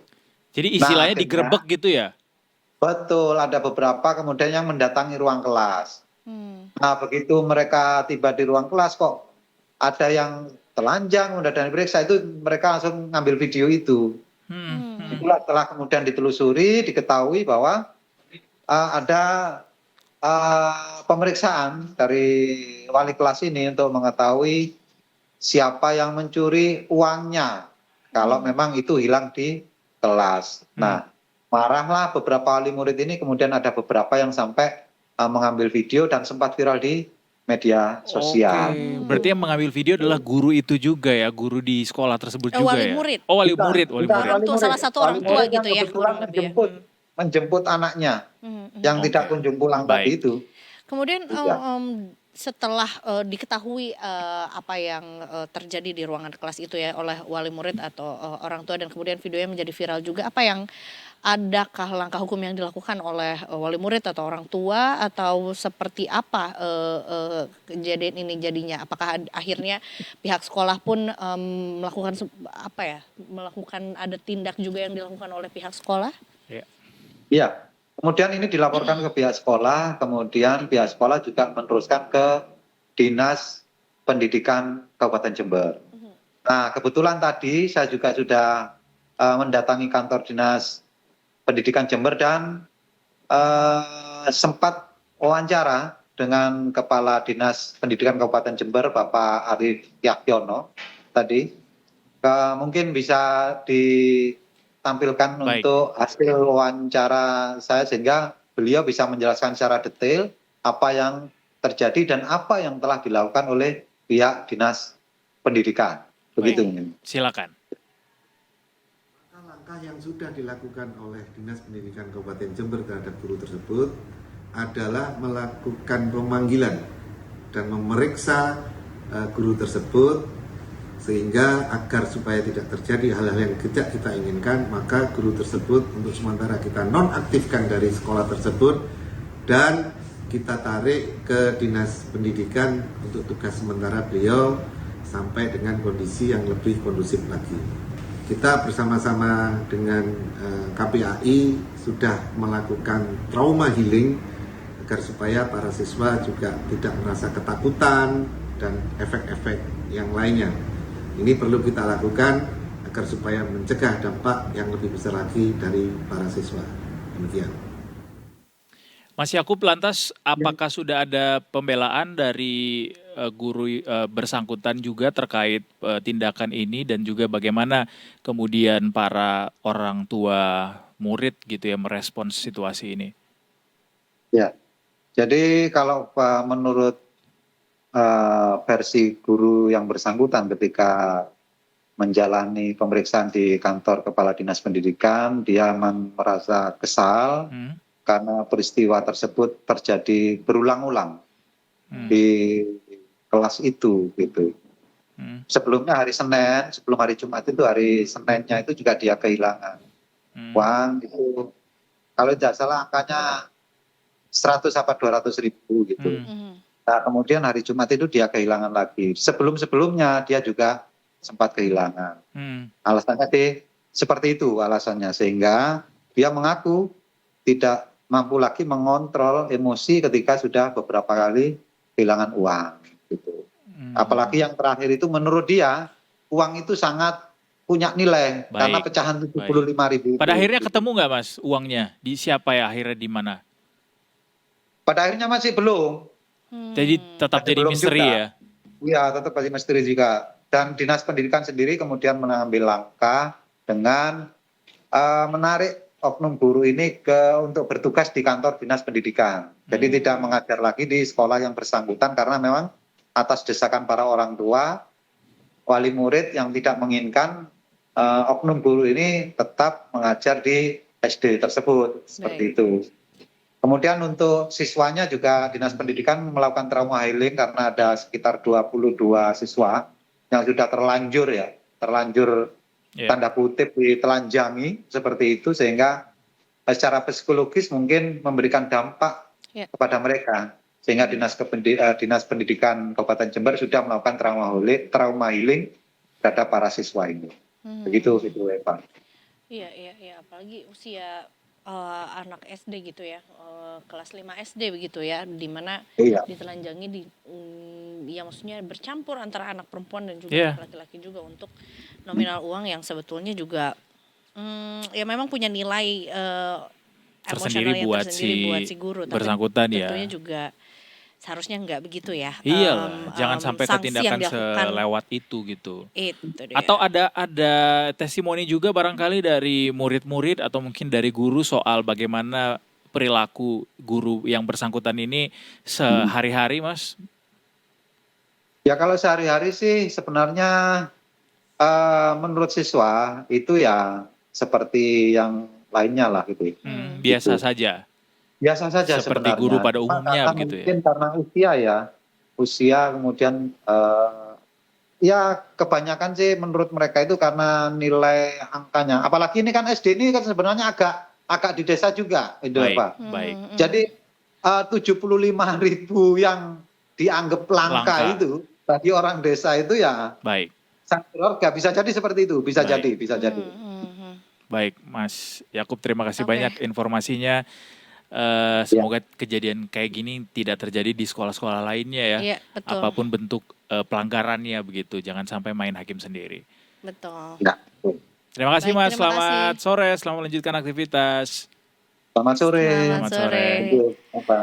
Mudah-mudahan nanti lagi kalau kita ketemu sama reporter dari Detik Jatim ataupun Detik Jateng tuh infonya yang ini ya, good news gitu ya, karena Good news from ini, Jatim, from Jateng ya. Itu dia, ini terjadi di sekolah juga ya, satu kejadian yang unexceptional lah, kita bisa bilang begitu. Kemarin kita ketemu sama tanah bergeser lah, landslides lah gitu ya, jadinya cukup banyak yang membuat kita harus bertarik napas dalam-dalam. Yeah.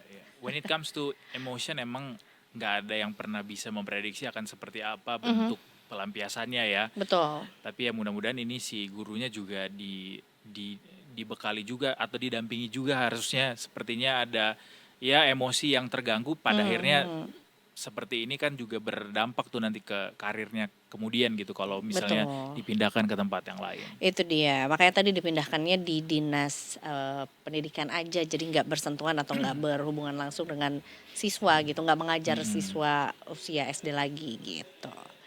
Anyways, kita masih punya NTMC tapi kita nantikan dulu apa gimana.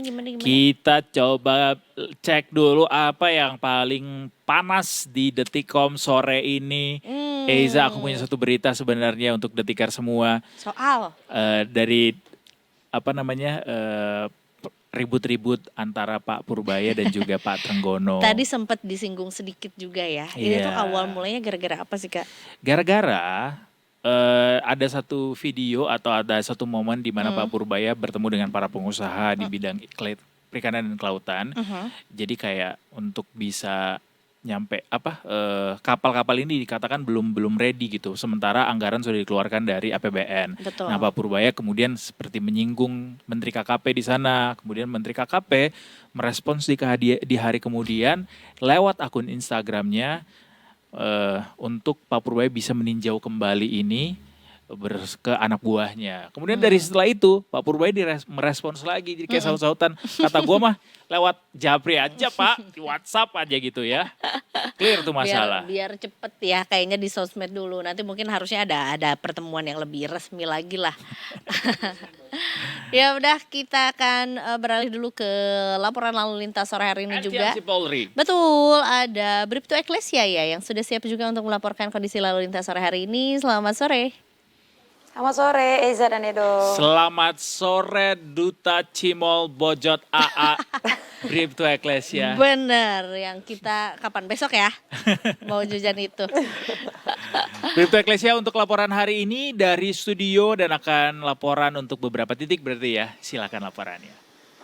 Baik, terima kasih Edo dan Eza. Selamat sore Detikers, bersama kami dari NTMC Korlantas Polri akan menginformasikan situasi arus lalu lintas di beberapa titik melalui pantauan CCTV kami. Untuk titik yang pertama kita akan pantau di kawasan JPO Mampang, Jakarta Selatan. Situasi arus lalu lintas dari arah Cawang yang akan menuju ke arah Gatot Subroto pada sore hari ini tampak cukup ramai, begitu pula di tol dalam kota Cawang yang akan menuju ke arah Semanggi maupun arah sebaliknya. Kami menghimbau kepada seluruh pengendara yang melintasi kawasan ini untuk tetap berhati-hati dan selalu menjaga jarak aman kendaraan Anda dengan kendaraan lainnya, mengantisipasi banyaknya kendaraan yang akan keluar masuk perkantoran di kawasan ini. Dan selanjutnya kita akan pantau di kawasan Simpang Cempaka Putih, Coca-Cola, Jakarta Timur. Dapat kita lihat bersama situasi arus lalu lintas dari arah Cempaka Putih yang akan menuju ke arah Pulau Gadung maupun Tanjung Priuk. Pada sore hari ini tampak cukup kondusif lancar. Perlambatan kecepatan hanya terjadi jelang antrian traffic light saja, selepasnya kendaraan dapat melaju dengan kecepatan normal. Kami berterima kasih kepada seluruh pengendara yang tetap bersabar dan berhenti di belakang garis stop pada saat mengantri jalan traffic light. Dan titik selanjutnya kita akan pantau di kawasan Selipi Palmerah, Jakarta Barat. Situasi arus lalu lintas dari arah Semanggi yang akan menuju ke arah Grogol, Petamburan, Pejompongan dan juga Cawang pada sore hari ini tampak cukup kondusif lancar. Memang terlihat adanya terus peningkatan volume arus kendaraan di jam pulang perkantoran pada sore hari ini. Kami menghimbau kepada seluruh pengendara untuk tetap mematuhi rambu lalu lintas serta marka jalan yang berlaku. Dan titik terakhir kita akan pantau di kawasan KHT Sumedang, Jawa Barat. Situasi arus lalu lintas dari arah tol Cilenyi yang akan menuju ke arah Nagrek maupun Tasik pada sore hari ini tampak cukup mengalir dengan lancar, begitu pula di arah sebaliknya. Kami menghimbau kepada seluruh pengendara untuk tetap berhati-hati dikarenakan di kawasan ini banyak dilintasi oleh kendaraan besar yang bersumbu 2 ataupun lebih. Dan juga kembali kami ingatkan kepada Detikers bahwa adanya operasi keselamatan hingga tanggal 15 Februari 2026. Untuk itu pastikan selalu lengkapi surat-surat kendaraan Anda sebelum melakukan perjalanan. Demikian Bribtu Eklesia melaporkan, kembali kepada Edo dan juga Eza. Silakan. Terima kasih Bribtu Eklesia untuk laporannya. Sungguh sangat bermanfaat untuk kita yang akan pulang dari peraduan. Kehidupan. Tetap hati-hati sama seperti yang tadi udah disampaikan sama Bribtu Eklesia juga ya. Terima kasih atas laporannya. Sampai berjumpa lagi di lain kesempatan. Salam presisi. Selamat sore. Bye. Dan setelah ini kita masih punya satu sesi terakhir lagi juga, Sunset Talk ya. Mudah-mudahan juga sama seperti sunset yang katanya cerah juga di luar. Wow, iya, nggak Apakah hujan iya? ya. Tadi pagi Gitu sih sungguh sangat cerah. Benar, tapi walaupun tadi siang sempat mendung sedikit, tapi mudah-mudahan, nah ini mau cerah, mau mendung, mau hujan, yang penting memberikan secercah cahaya buat detikers yang mau mempelajari soal gimana caranya biar tetap bijak Investasi. berinvestasi gitu. Money, money, money. Sesaat lagi Detikers hanya di Sunset Talk Detik Sore. Gak cuma hore-hore.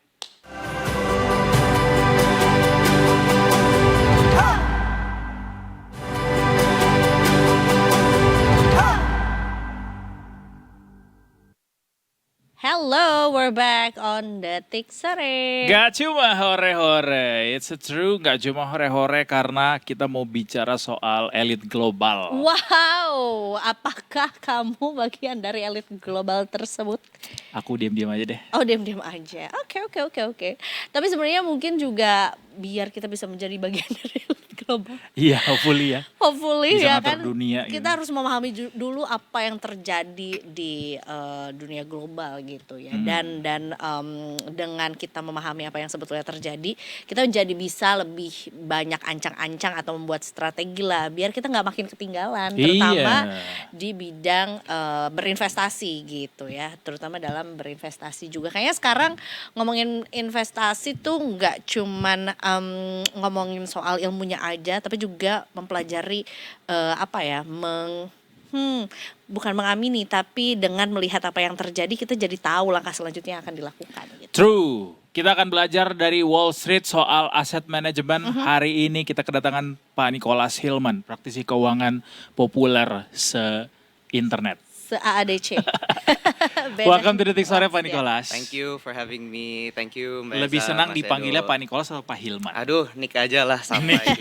Kan teman-teman semua. Iya. Sore hari ini mampir ke Detik Sore juga, mungkin boleh kali bercerita dulu, walk us through perjalanan Mas Nick juga di dunia keuangan. Kemudian kita dengar juga awalnya dari BlackRock, akhirnya akhirnya berpindah haluan ke market Indonesia juga. What should we know? Branding doang, Mbak. What should we know tentang Mas Nick? That's a big deal. Iya, Pindah dari iya, BlackRock ke Market. Thank you. aset manajemen. Yeah, first of all, thank you for having me here. Yes. Happy to share where it's helpful. Tapi pertama-tama, nama saya Nicholas. Saya salah satu founder dari perusahaan namanya Simpan Asset Management. Right. Kita merupakan perusahaan fund management atau fund management lah ya. Sudah berdiri 4 tahun. Ya, kita berdiri 4 tahun yang lalu. Oke. Kami mengelola kurang lebih 1,5 T in assets. Oke. My hypothesis is very simple sebenarnya pas kita mulai di industri ini adalah untuk membawa standar global ke Wow. perusahaan lokal. Oke. Nah, itu artinya apa? Kita bisa ulik lebih dalam, kita gali lebih dalam. Tapi emang sebelum saya join atau bangun Simpan Asset Management ini, saya emang mempunyai kepengalaman di dunia investasi global. Saya mulai karir saya di New York sebenarnya di BlackRock. Terus habis itu setelah itu beberapa tahun di Hong Kong. Terus kebetulan setelah itu 3 tahun di Singapura. Masih dengan BlackRock. Masih waktu itu? dengan BlackRock. Jadi emang saya beneran dari bayi sampai sekarang sampai mulai simpan sebelumnya di BlackRock. Nah, di BlackRock ini saya belajar banyak lah. Not only are they the largest asset management company in the world atau fund manager terbesar di dunia, mereka tuh mengelola uang untuk investor-investor terbesar atau institusi-institusi terbesar di dunia. True. Yang kita nggak pernah dengar gitu. Itu termasuk ya sovereign wealth fund. Semua orang tahu sovereign wealth fund apa, karena kita Termasuk udah di ada Indonesia dana. juga, betul. Termasuk Indonesia juga. Ya obviously saya nggak bisa disclose kliennya siapa aja, tapi ini investor-investor seperti dana pensiun. Jadi sebenarnya saya kalau ngeliat di YouTube gitu kayak BlackRock controls the world, sebenarnya enggak juga, soalnya uangnya bukan uangnya BlackRock, uang Investor. rakyat sebenarnya kan, masyarakat berbagai negara kan. Jadi dana pensiun berbagai negara, Texas Teachers Pension atau Police Fund segala macam, dan juga banyak endowment, foundation segala macam. Nah, saya dari sana belajar cara mereka berinvestasi seperti apa, dan risk management seperti apa, mengelola portofolio seperti apa. Ya, jujur itu sebuah standar yang saya pengen bawa ke Indonesia. Nah, tapi ternyata di Indonesia beda juga ya, lumayan kayak jungle gitu. Pas saya balik, that's beda interesting. banget gitu. Saya juga banyak adjustment, saya juga pastinya banyak belajar dari pakar-pakar market, mentor-mentor saya. Tapi ya maksudnya we're pretty new, but we have a differentiated value proposition di sini. Iya. Kita bisa lihat dari background BlackRock yang dibawa sama Mas Nicholas juga. Ya ini bukanlah perusahaan baru juga, salah satu perusahaan investasi terbesar di dunia yang juga mestinya banyak pelajaran yang bisa dibawa di sana, dan saat ini membangun perusahaan aset manajemen juga di Indonesia lewat simpan aset manajemen itu ya. Benar. Dan kalau boleh di-spill ke kita, apa tuh pelajaran paling penting dari BlackRock yang kemudian teladani di perusahaan yang baru ini? Mungkin yang mungkin agak boring ya, tapi yang terbesar itu atau pelajaran yang saya paling close to my heart itu ada risk management. Okay. Of course kalau kita ngomong pengelolaan uang itu harus ngomongin risk. Karena kalau kita berinvestasi bukan cuma ngelihat ke upside, tapi ngelihat ke downside apa kan. Mungkin kalau kita trading crypto atau trading saham these days gitu kan, to the moon. Tapi it's not really about that kan.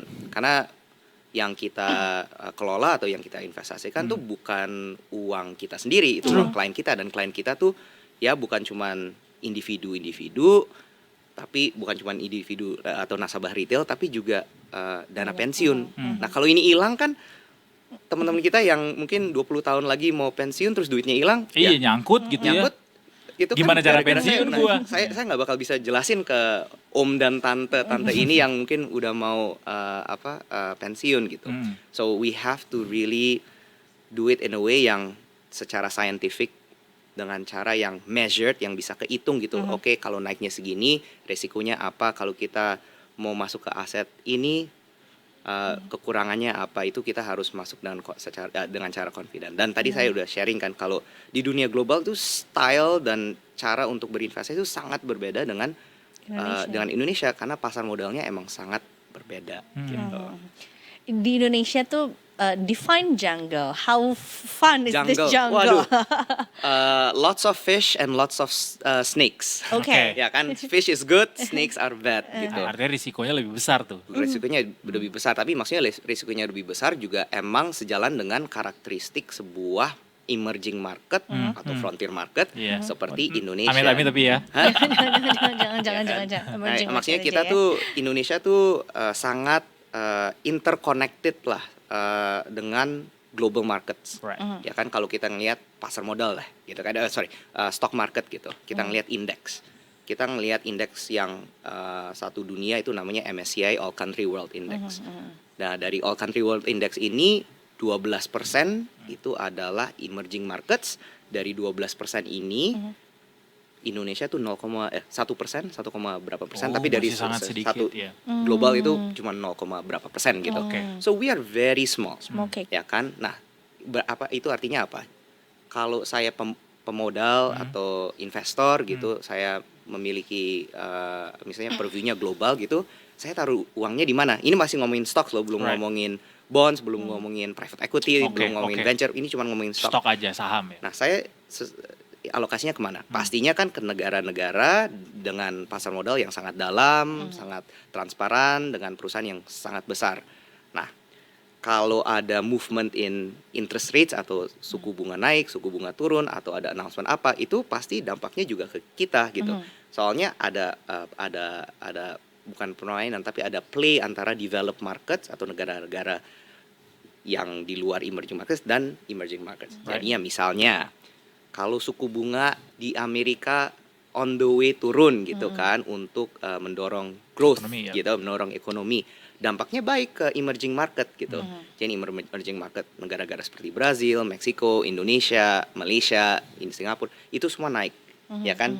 Nah, itu jadinya semua interconnected gitu. Jadinya kalau emang there's good flow for emerging market, it's good for Indonesia. Nah, within this emerging market, nah kita harus saling lihat nih kayak antara Indonesia lawan Malaysia atau lawan India, ini so big ya, tapi udah beda jauh. Tapi which ones are the economies, which are the economies yang dengan prospek yang bagus untuk kita lihati atau untuk investasi gitu. So kita harus mikir pertama dari sisi global dan mungkin sebagai satu gambaran seberapa besar sih Indonesia dari sisi bond market gitu.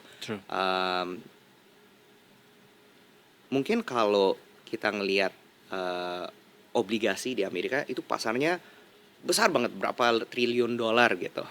Kalau nggak salah 17 triliun, something like that. Don't quote me on that. Bahkan kalkulator udah nggak bisa ngitung lagi. Iya, Udah lewat tuh ya nolnya. Besar banget kan. Nah, size pasar modalnya Indonesia atau bukan size outstanding bond issuance, jadi obligasi yang ada di yang dikeluarkan oleh pemerintah dan atau korporasi swasta ya di Indonesia itu hanya sebesar single B issuances of corporate bonds in America. Ini bukan obligasi pemerintah, tapi kan ada obligasi pemerintah terus ada obligasi korporasi, terus obligasi korporasi ada yang investment grade, ada yang high yield. Keseluruhan outstanding debt kita itu cuman hanya atau outstanding bonds kita hanya sebesar single B atau double B issuances di Amerika. So itu sebagai gambaran kita tuh kecil banget gitu. Maka dari itu ada sangat besar kita ada mendapat dampak sangat besar dari pergerakan flow global.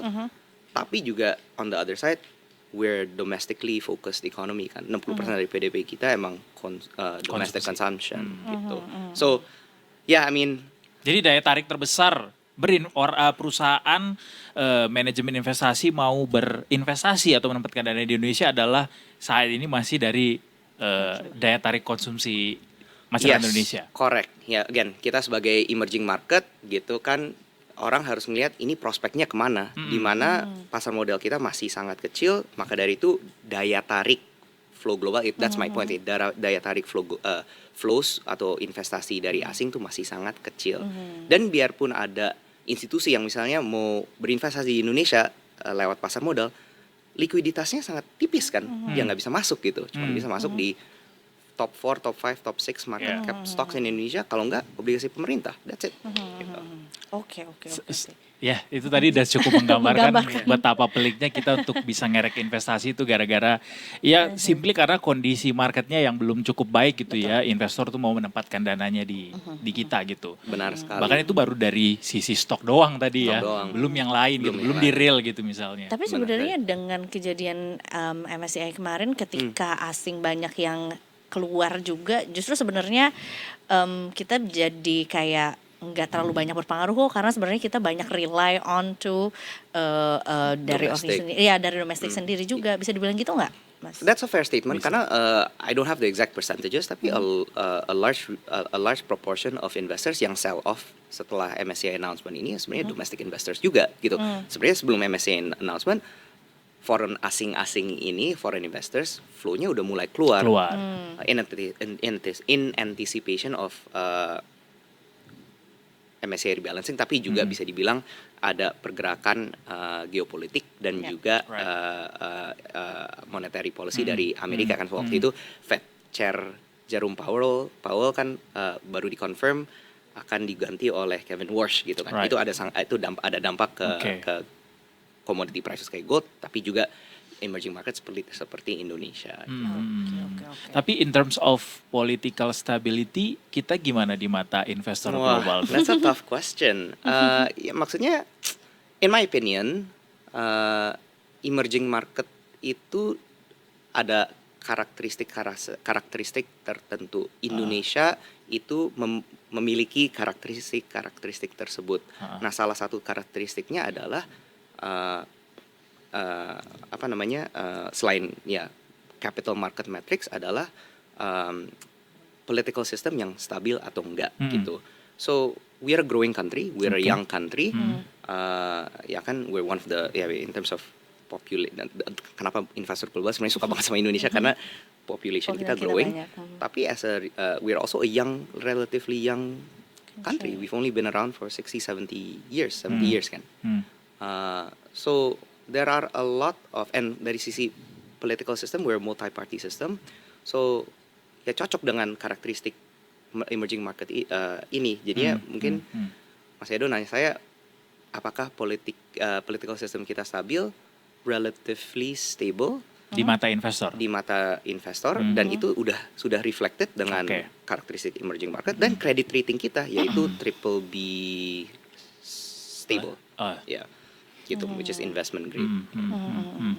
Tapi sebetulnya dengan ini balik lagi juga ke sebetulnya kayak cake kita tuh sebetulnya masih kecil juga gitu ya. Tapi sebetulnya hal ini bisa nggak sih dilihat sebagai young investor sebagai chance gitu, sebagai kalau mau masuk ya sekarang gitu, di mana sebenarnya apa ya, mungkin bisa dibilang juga ada kita bisa mereflek gotong royong tuh juga ada loh Sebenarnya ada banget di dunia investasi sesama investor Indonesia, let's say. Saving grace pasar modal kita sebenarnya domestic investors, bukan hanya investor institusi seperti dana pensiun and the gang gitu, tapi juga retail investors.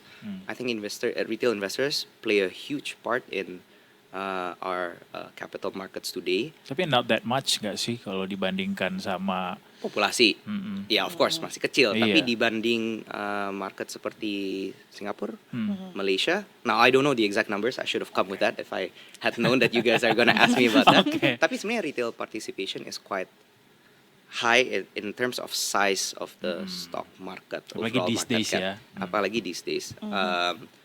Bukan hanya itu, sebenarnya it gives me a lot of excitement gitu. Saya lumayan positif dengan bahwa all these retail investors berinvestasi pada pasar saham, karena mereka tuh kenapa sih masuk pasar saham? Karena mereka optimis gitu kan. Optimis bahwa uang mereka bisa grow.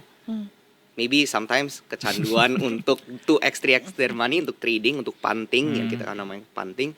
Tapi at least they have a prospect, or they have this idea that their money can grow by investing into Indonesian companies. Itu for me is good enough.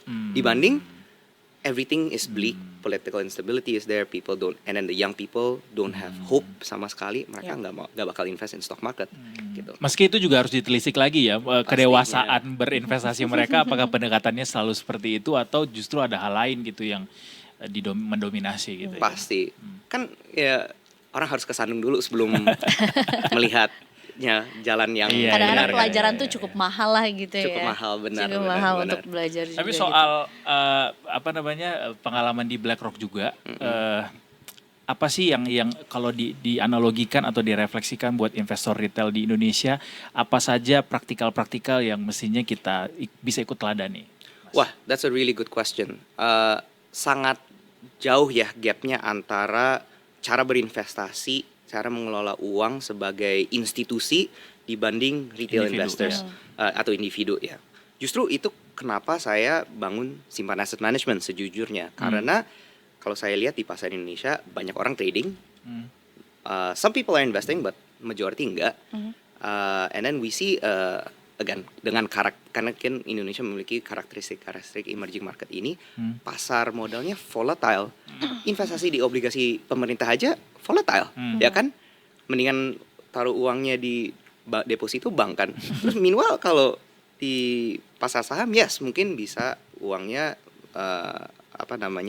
menumbuh berkali lipat, tapi juga bisa turun kali lipat dan gak recover atau recovery-nya sangat lama gitu. An example, if you invested in one of the big banks in Indonesia tahun 2025, you'd have been down 10% hilang. Ngelihat angkanya saat ini. Ngelihat angkanya saat ini gitu loh. So that's why we built Simpan Asset Management. How do we help more people, bukan hanya institusi tapi individu, invest in a way yang lebih stabil, lebih measured dengan risk management yang lebih baik. Karena we invested a lot of money in the technology and risk management aspect of Simpan Asset Management. Dan juga gimana caranya supaya investor individu ini nggak usah timing the market gitu. Jadi timing the market kan kita harus melihat terus, melihat chart segala macam, atau beli obligasi pemerintah kita harus tanya kayak, wah yieldnya bagus atau enggak. Terus mungkin kita ada teman-teman atau agent atau RM yang nelfon, Pak, Bu, ya Mbak Eza mau beli produk reksadana nggak, mau beli produk asuransi yang di tie up sama produk investasi, unit link ya. unit link gitu kan, pasti banyak kan. So what I'm trying to say is there's so much noise in the industry. Banyak banget banyak banget produk, bukan instrumen, tapi banyak sekali produk. Kita milihnya gimana, dan pas milih tuh kita ngerasanya lumayan trap gitu, kayak oke, gue udah punya produk ini produknya naik, gue harus apain, kalau produk turun harus apain, tapi nggak ada yang beneran ngelola investasi atau portofolio ini dengan aktif. Dengan baik pasti, tapi dengan aktif. Karena saya percaya bahwa especially in emerging market ya, beda sekali dengan investing globally. Di Indonesia tuh there are good times, ada waktu yang tepat untuk berinvestasi di saham, tapi juga ada waktu yang mungkin kurang tepat untuk sebanyak itu proporsi dari portofolionya itu di saham. Jadi belum ada tuh asset manager yang bisa actively manage your portfolio. Oh ya, I just knew that. Ya maksudnya gini. Bukankah seharusnya desain defaultnya seperti itu ya? Desain defaultnya, nah misalnya gini, Mas Edo sekarang beli reksadana saham. Ya of course, itu maksudnya portofolio yang 100% saham. Di dalamnya itu ya kalau indeks ya tinggal ngikutin indeks ya, tapi kalau ETF atau index fund itu ngikutin indeks. Tapi kebanyakan reksadana saham itu 100% saham, isinya ya saham terikat oleh KIK gitu, boleh beli apa, nggak boleh beli apa segala macam. Tapi 100% dari uang yang diinvestasikan Mas Edo ini kan di saham Ke gitu. saham. Ya, mungkin ada waktu-waktu di mana the whole stock market, bukan cuma saham-saham yang pilih, itu going down. You shouldn't be in stocks, so you should reduce your stocks and maybe buy more bonds or be in cash or time deposits gitu. So belum ada asset manager yang bisa membantu actively manage their portfolio gitu. Sebenarnya Kalau reksadana saham tuh dia bisa beli selain saham ya, bisa ke ETF juga. Enggak, maksudnya tergantung KIK. Jadinya kan OJK mengeluarkan beberapa klasifikasi reksadana saham, reksadana campuran. Mungkin campuran itu bisa ada obligasinya, ada sahamnya. Oh, ini maksudnya secara individu ya? Secara individu. Ya kan misalnya saya individu, Mas Edo beli reksadana saham, ya itu 100% bakal di saham doang gitu kan. Iya dikelola secara aktif. Tapi nggak ada yang asset manager yang selain managing reksadana saham, reksadana pendapatan tetap, yang memanage proporsi antara sahamnya, reksadana saham, reksadana pendapatan tetap, reksadana cashnya. Itu yang sebenarnya kita baru launch, quick plug. Di luar tapi praktiknya itu udah best practice begitu? Atau gimana? There is no one way of investing, right? Misalnya, Mbak Eza, saya nggak percaya sama capital market, saya mau investasi di properti. Itu kan gitu. Saya mau buka restoran, itu kan also investment. Tapi within the capital markets as a retail investor, sebenarnya model seperti itu udah lumayan popular, udah lumayan take up rate-nya lumayan tinggi. Di mana gimana cara saya bangun portofolio yang diversified, yang ada semuanya gitu kan. Dari situ the term in the industry is auto rebalancing. I see. Gitu. Wow. Ini mumpung expertnya ada di sini depan kita langsung tanya ya. In this economy, and in this porsinya tuh kayak apa tuh?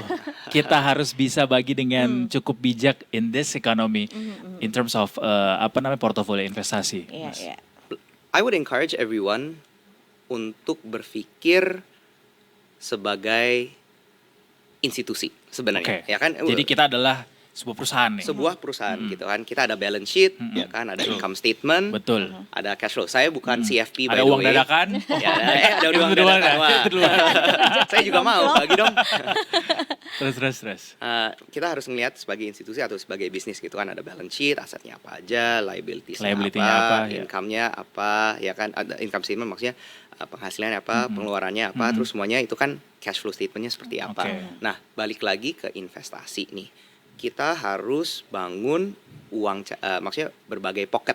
Ya, mungkin pocket udah lumayan kantong lah ya. Dikenal kantong gitu kan. Ada kantong emergency savings, ada kantong mungkin jangka panjang. Mungkin kalau Mas Edo, Mbak Eza punya anak itu mau kantong untuk future Betul, grow pendidikan pendidikan, anak. ya kan, pendidikan anak, etc. Tergantung yes, Rumah masa depan. rumah masa depan, exactly. Jadi kan Define rumah masa depan. beneran. Oh, tipsnya ya.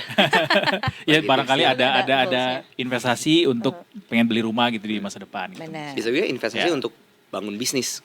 Ya, Kan? bisa juga. Ya kita kerja dapat gaji. gaji, pengen investasi di bisnis. Ya. Itu semua harus jadi pocket. Dan setiap pocket itu sebenarnya portofolio dengan profil risiko yang lumayan berbeda.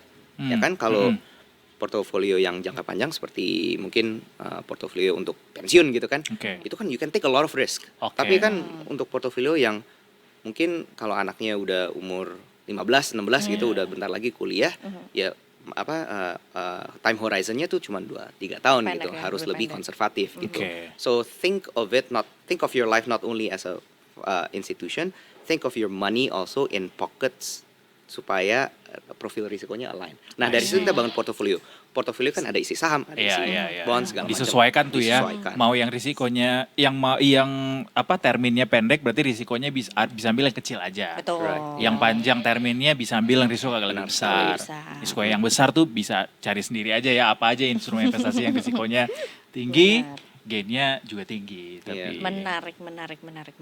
Wow, tapi itu sebuah balik lagi tapi in this economy kira-kira Wah, in this economy. Oke, house view ada personal view. House view kita adalah kalau emang mau berkecimpung, mau berinvestasi di pasar modal Indonesia, you want something stable, just go cash fund atau reksadana pasar uang. Ya kan, itu isinya deposito atau instrumen-instrumen pasar uang. Termasuk juga mungkin instrumen government bonds, short tenor gitu obligasi ya. ya obligasi short tenor.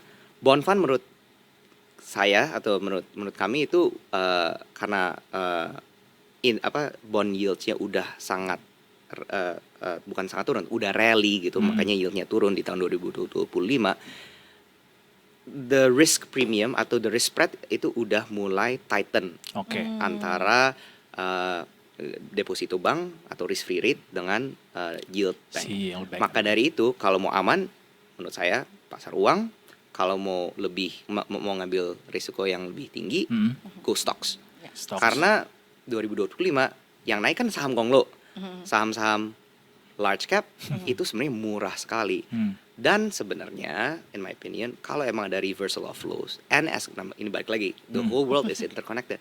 If you think interest rates di Amerika dan di seluruh dunia akan turun slightly, itu adalah tailwind untuk risk assets seperti emerging markets, itu akan mendorong saham. So it's a good time to be in stocks. Tapi nggak semua stocks ya, maksudnya to be in stocks. Yeah, maybe commodities there's a good tailwind.